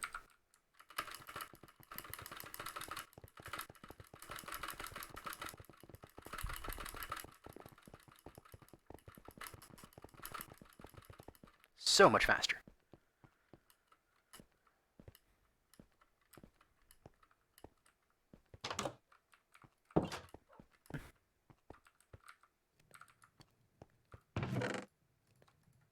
Well,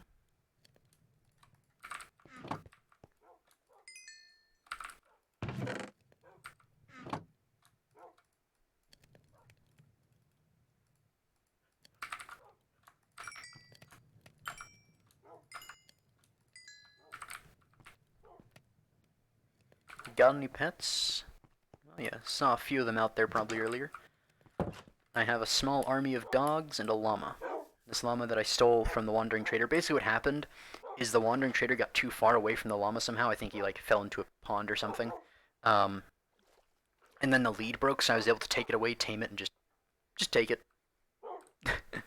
And I did keep the dogs around with me, but they kept running in front of my sword and taking damage. None of them have died yet. I have an amazing zero dogs killed, 0 dogs died this season. But they kept trying to die somehow. Like I would just be fighting something, jump in front of the sword, or I would be fighting a creeper and they would start running at it. And I was like, no, no, don't. So I just have them sitting here permanently because otherwise they will almost definitely get killed.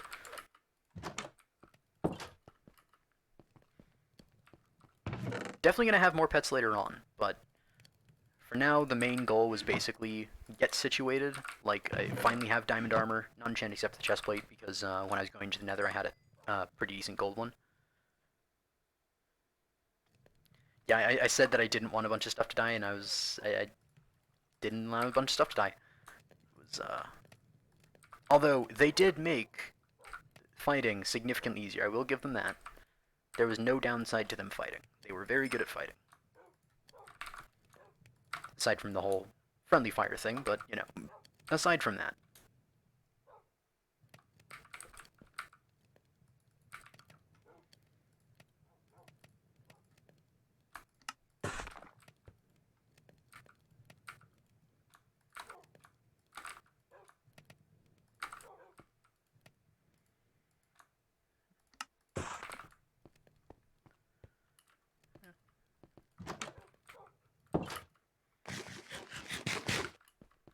Oh yeah, I also have a strider in the Nether in a little pen.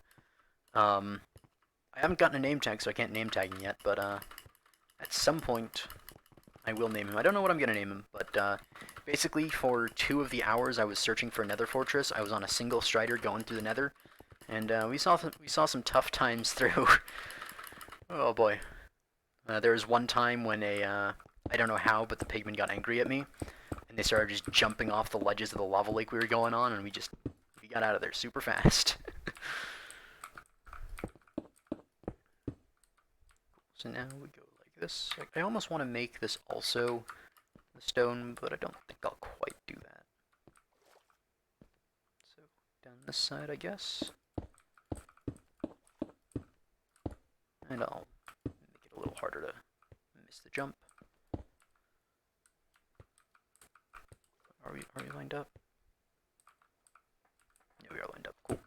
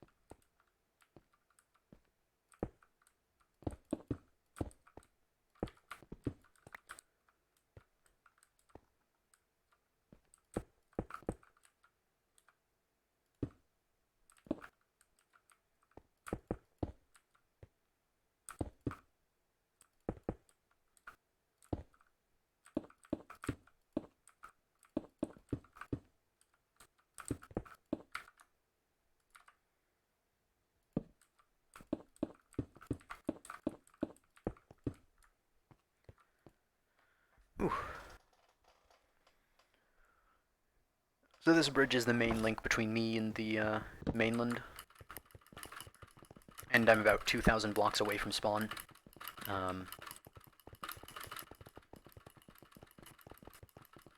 So I decided that it was finally about time after, you know, quite a few hours of it being kind of just shabby. I decided that I would go ahead and remake it packed ice floor so it never melts. Stone slabs on top so that I can do the whole spacebar trick, jumping a ton, without having to worry about mobs as well, because they can't spawn on top of it either. So yeah.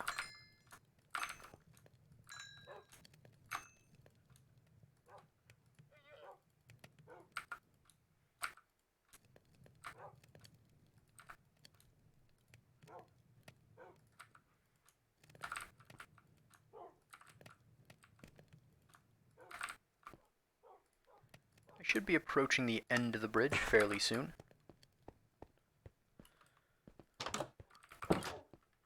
So it runs diagonally for a very long way, and then like the last maybe 30, 50 blocks or so are just a straight line that goes that way. Oh yeah, there's also another ocean monument that way, and then there's another 3 that way that I discovered all the way, and the three over there, they're all within render distance of each other, which is crazy. Don't think you can quite see the monument, but there is another monument that way. I think you can actually see it there for a second. No, that's just a regular ruin.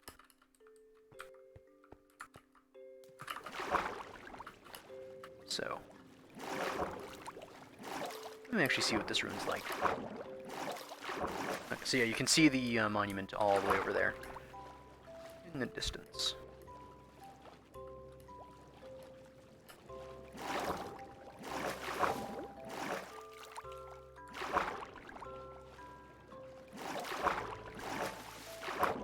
But over here, we have a couple of different things. We have you, which I do not want a curse of vanishing. And I think there's, looks like there's another chest in there. Not quite sure. Oh, okay. Also appears to be one of those. I'm getting quite close to the ocean monument, and I don't really want to be right now, but we'll see. So I have a silk touch pickaxe, so I can go ahead and just grab these lanterns.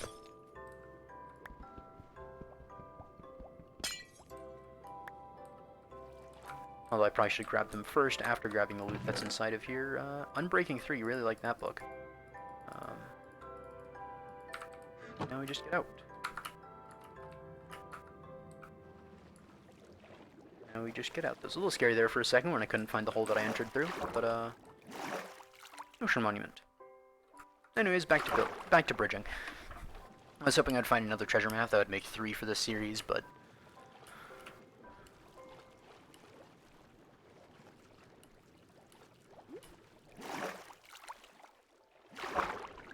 I love Depth Strider so much. It's such a good enchantment. I have, ever since Depth Strider has been added to the game since like a 1.8, I've always strived to get it as soon as possible, because it just makes life so much better. Like, even if you're in a cave nowhere near the water, there's always the chance, like, some water's out the side of the wall, and you just have to... Like, normally water would slow you down, it's such a horrible thing, but with Depth Strider, with Depth Strider, it just speeds you up. Well, with Depth Strider 3 anyways.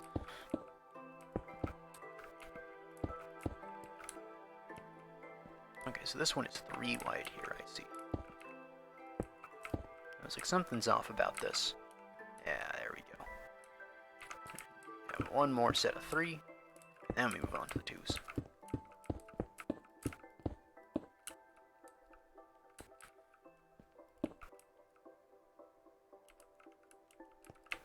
And then it shifts over one here.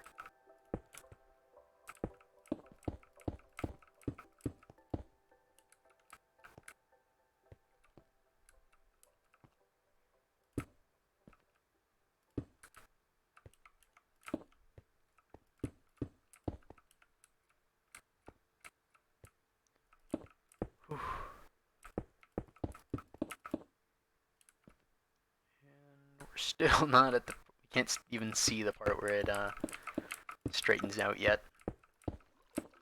Oh, that's a little wrong. Because it does another shift over here.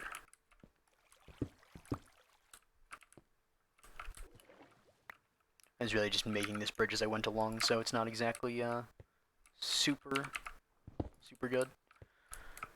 Super straight, but yeah, it works. Served me pretty well.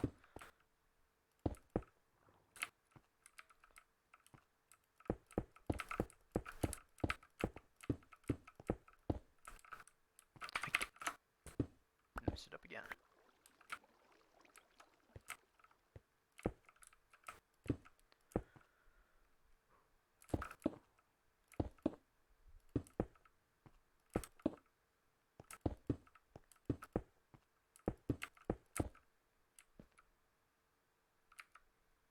And that's all that I have.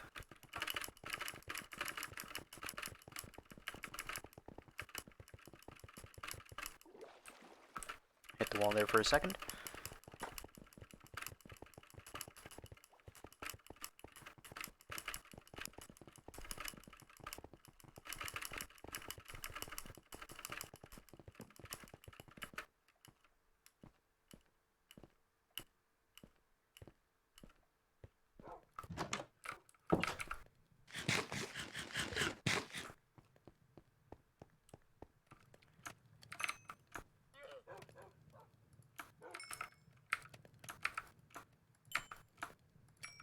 Seems like the furnaces weren't running while I was gone. Too far out of render distance.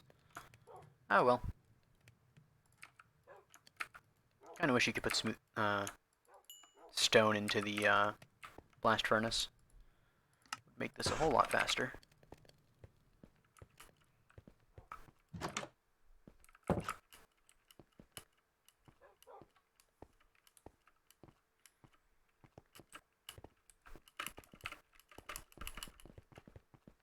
Time to switch the hand that's on the spacebar.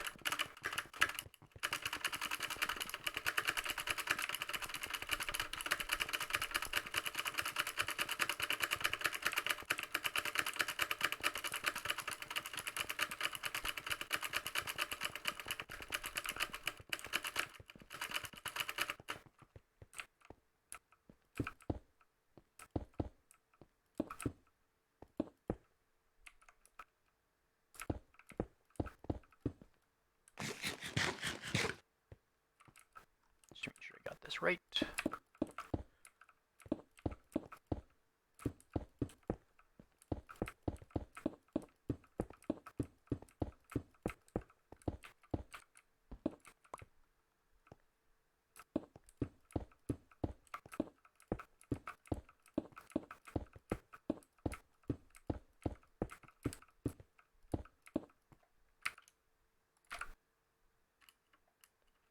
So that's the part where it bends over there. We're probably a few blocks away.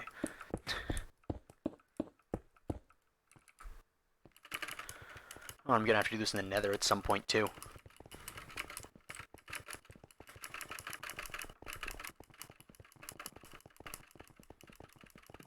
Because the you remember me saying the part where I had to search for 4 hours to find another fortress. Yeah, it ended up being about 1,000 blocks away, or 1,500 to 2,000 in, like, of course, in a direction that I didn't go until then. And I only saw it because I installed Optifine between last stream and this stream and removed the nether fog.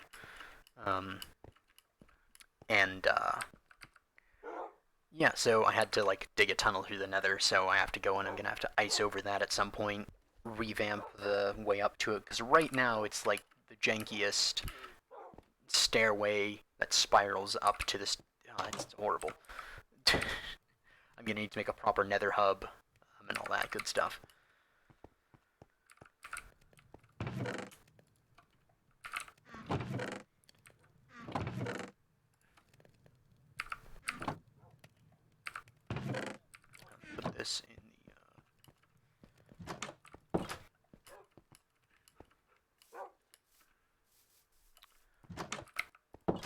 Put this in the enchanting supplies thing. So I think I have an Unbreaking 2 book. Yeah, Unbreaking 2 and Unbreaking 3. So I can put that I don't know if I want to put that on my bow, because I can probably get a bow enchantment for that. My next enchantment is probably going to be a chestplate. Let's see what options are available for it while I'm here. Unbreaking 3. I mean, it's not nothing. It's not great. I'd prefer to get guaranteed protection than add Unbreaking later. Ah, hello. Bonjour. I guess it's more like bonjour. But je ne parle pas français. That's the only thing I know how to say in French, and it's I don't speak French.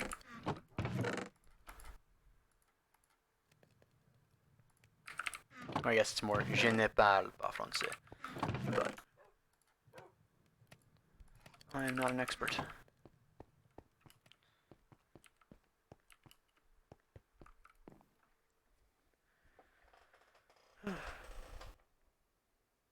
Again, the spam of respawn point set every single time I right click on a bed, and it's just before sunset, so I can't actually sleep. Right, let me get my stone slabs that I actually need for bridge building.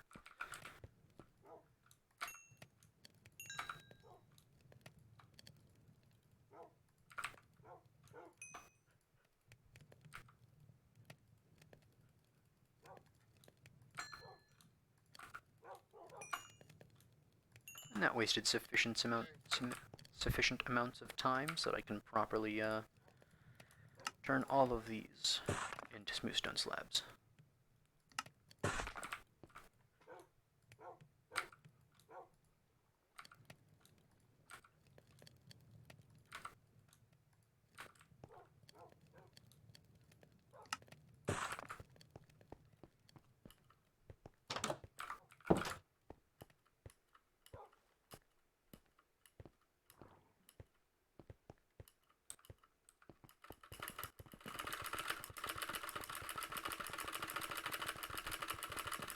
Spacebar ASMR.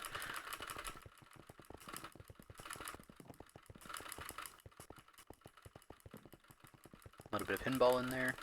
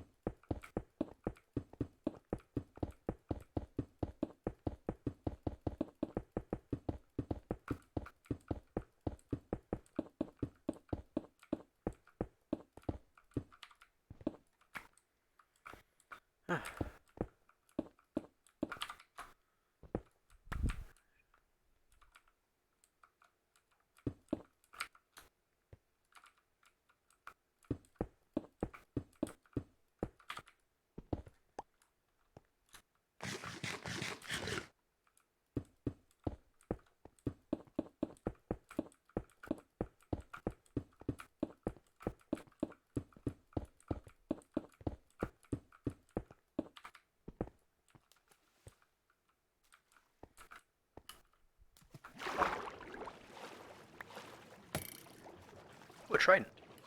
That means there's a drowned with a trident, and that means there's a chance that I can get a trident. And I have a looting sword.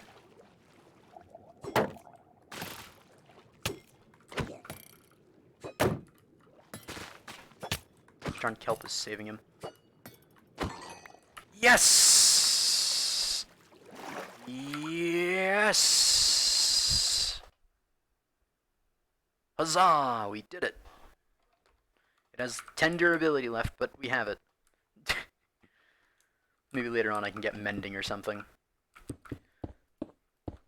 Or maybe just more tridents and combine them together. That would work too. I don't believe there's a resource that can be used to repair tridents, because, you know, you can use diamonds to repair a diamond pick, but I don't think you can do that with tridents. Aside from other tridents, of course.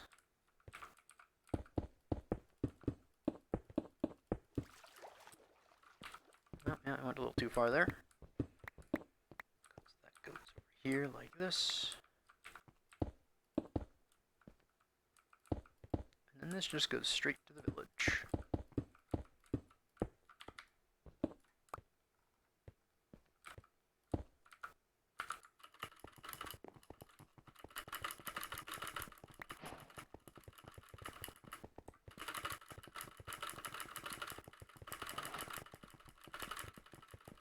Is the kelp following me?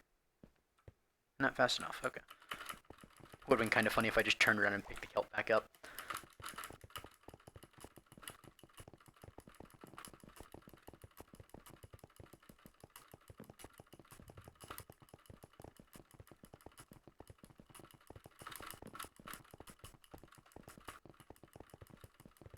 I'll probably be ending the stream after I finish up this part of the bridge.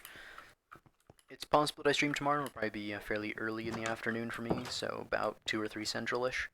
If it happens, otherwise it probably won't be happening tomorrow. It'll go on for a few hours.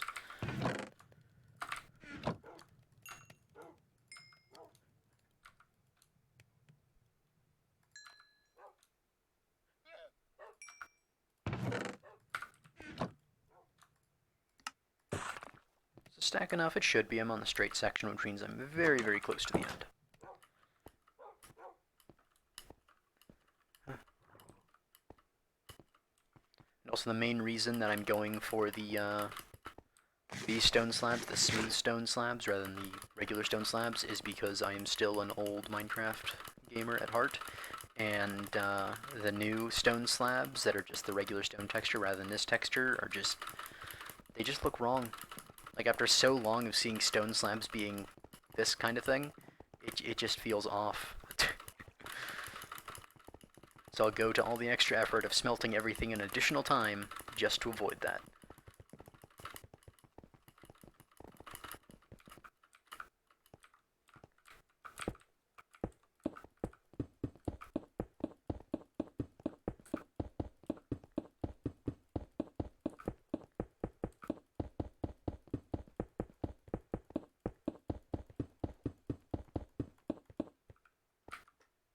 That's a lot farther than I thought it was. A lot farther. Well, guess I gotta go all the way back then. Spacebar ASMR Mark II. I guess this is like the 15th time this has happened, but still.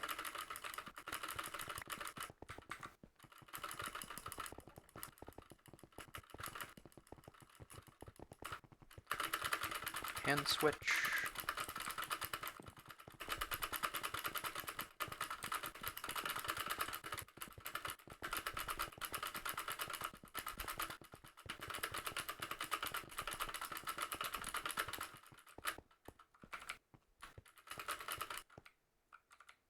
No, I ran out of sprint, that's why.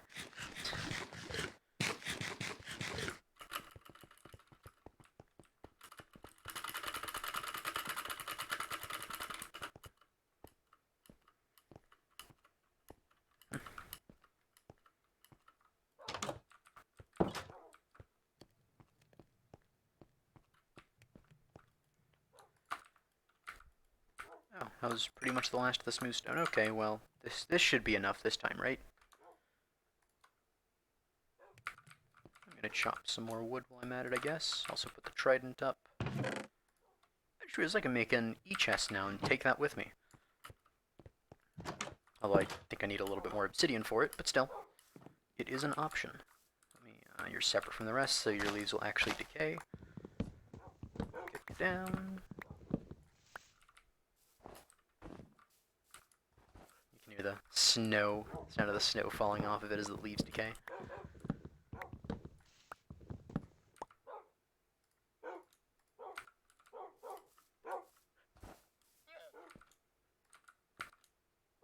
Go. Cool. That's the 2 saplings I need to replant these. I'm good enough waiting for the others to decay. So let's see. The last piece of smooth stone. I know there's some regular stone over here somewhere, but that's fine. I want to have a little bit spare. And this should be enough this time, definitely, right? Come on.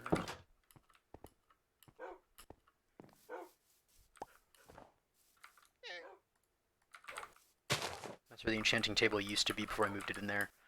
Got sick of the snow falling on top of the bookshelves and keeping them from adding to the levels, because if something gets in the way of the bookshelf, it won't add its level to the enchanting table anymore. And, yeah, it's a little annoying.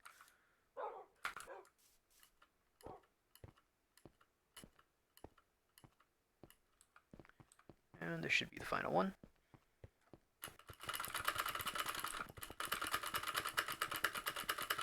So for this, I'm basically just holding down Control W so I keep on sprinting, although I can actually take the hand off the control, because it's a, well, it's not quite a toggle sprint, but if I were to take my hand off the W, I would stop sprinting. Because I keep my hand on the W, I continue sprinting. So I'm basically just holding down W with one hand and then using the other hand to spam spacebar with 2 fingers. Previously, I was doing this by holding W control and then using my thumb of the one hand on the spacebar and sort of like, you know, rotating my wrist. But after doing that enough time with one hand, it starts to hurt, and I don't want carpal tunnel.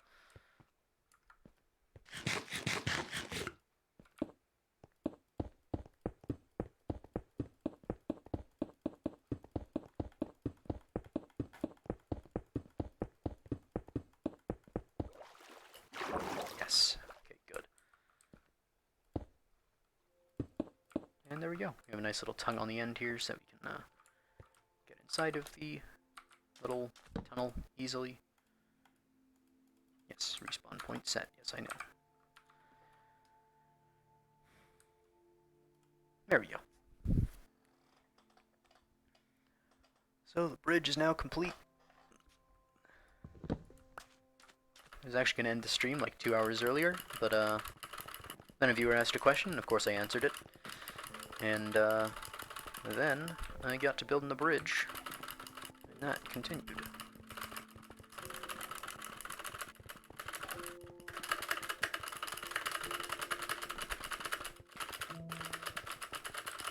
And of course, when I'm using the 2-finger method, you can hear that it's different probably between the 2 spacebar sounds. This is the 2-finger method. This is the thumb method.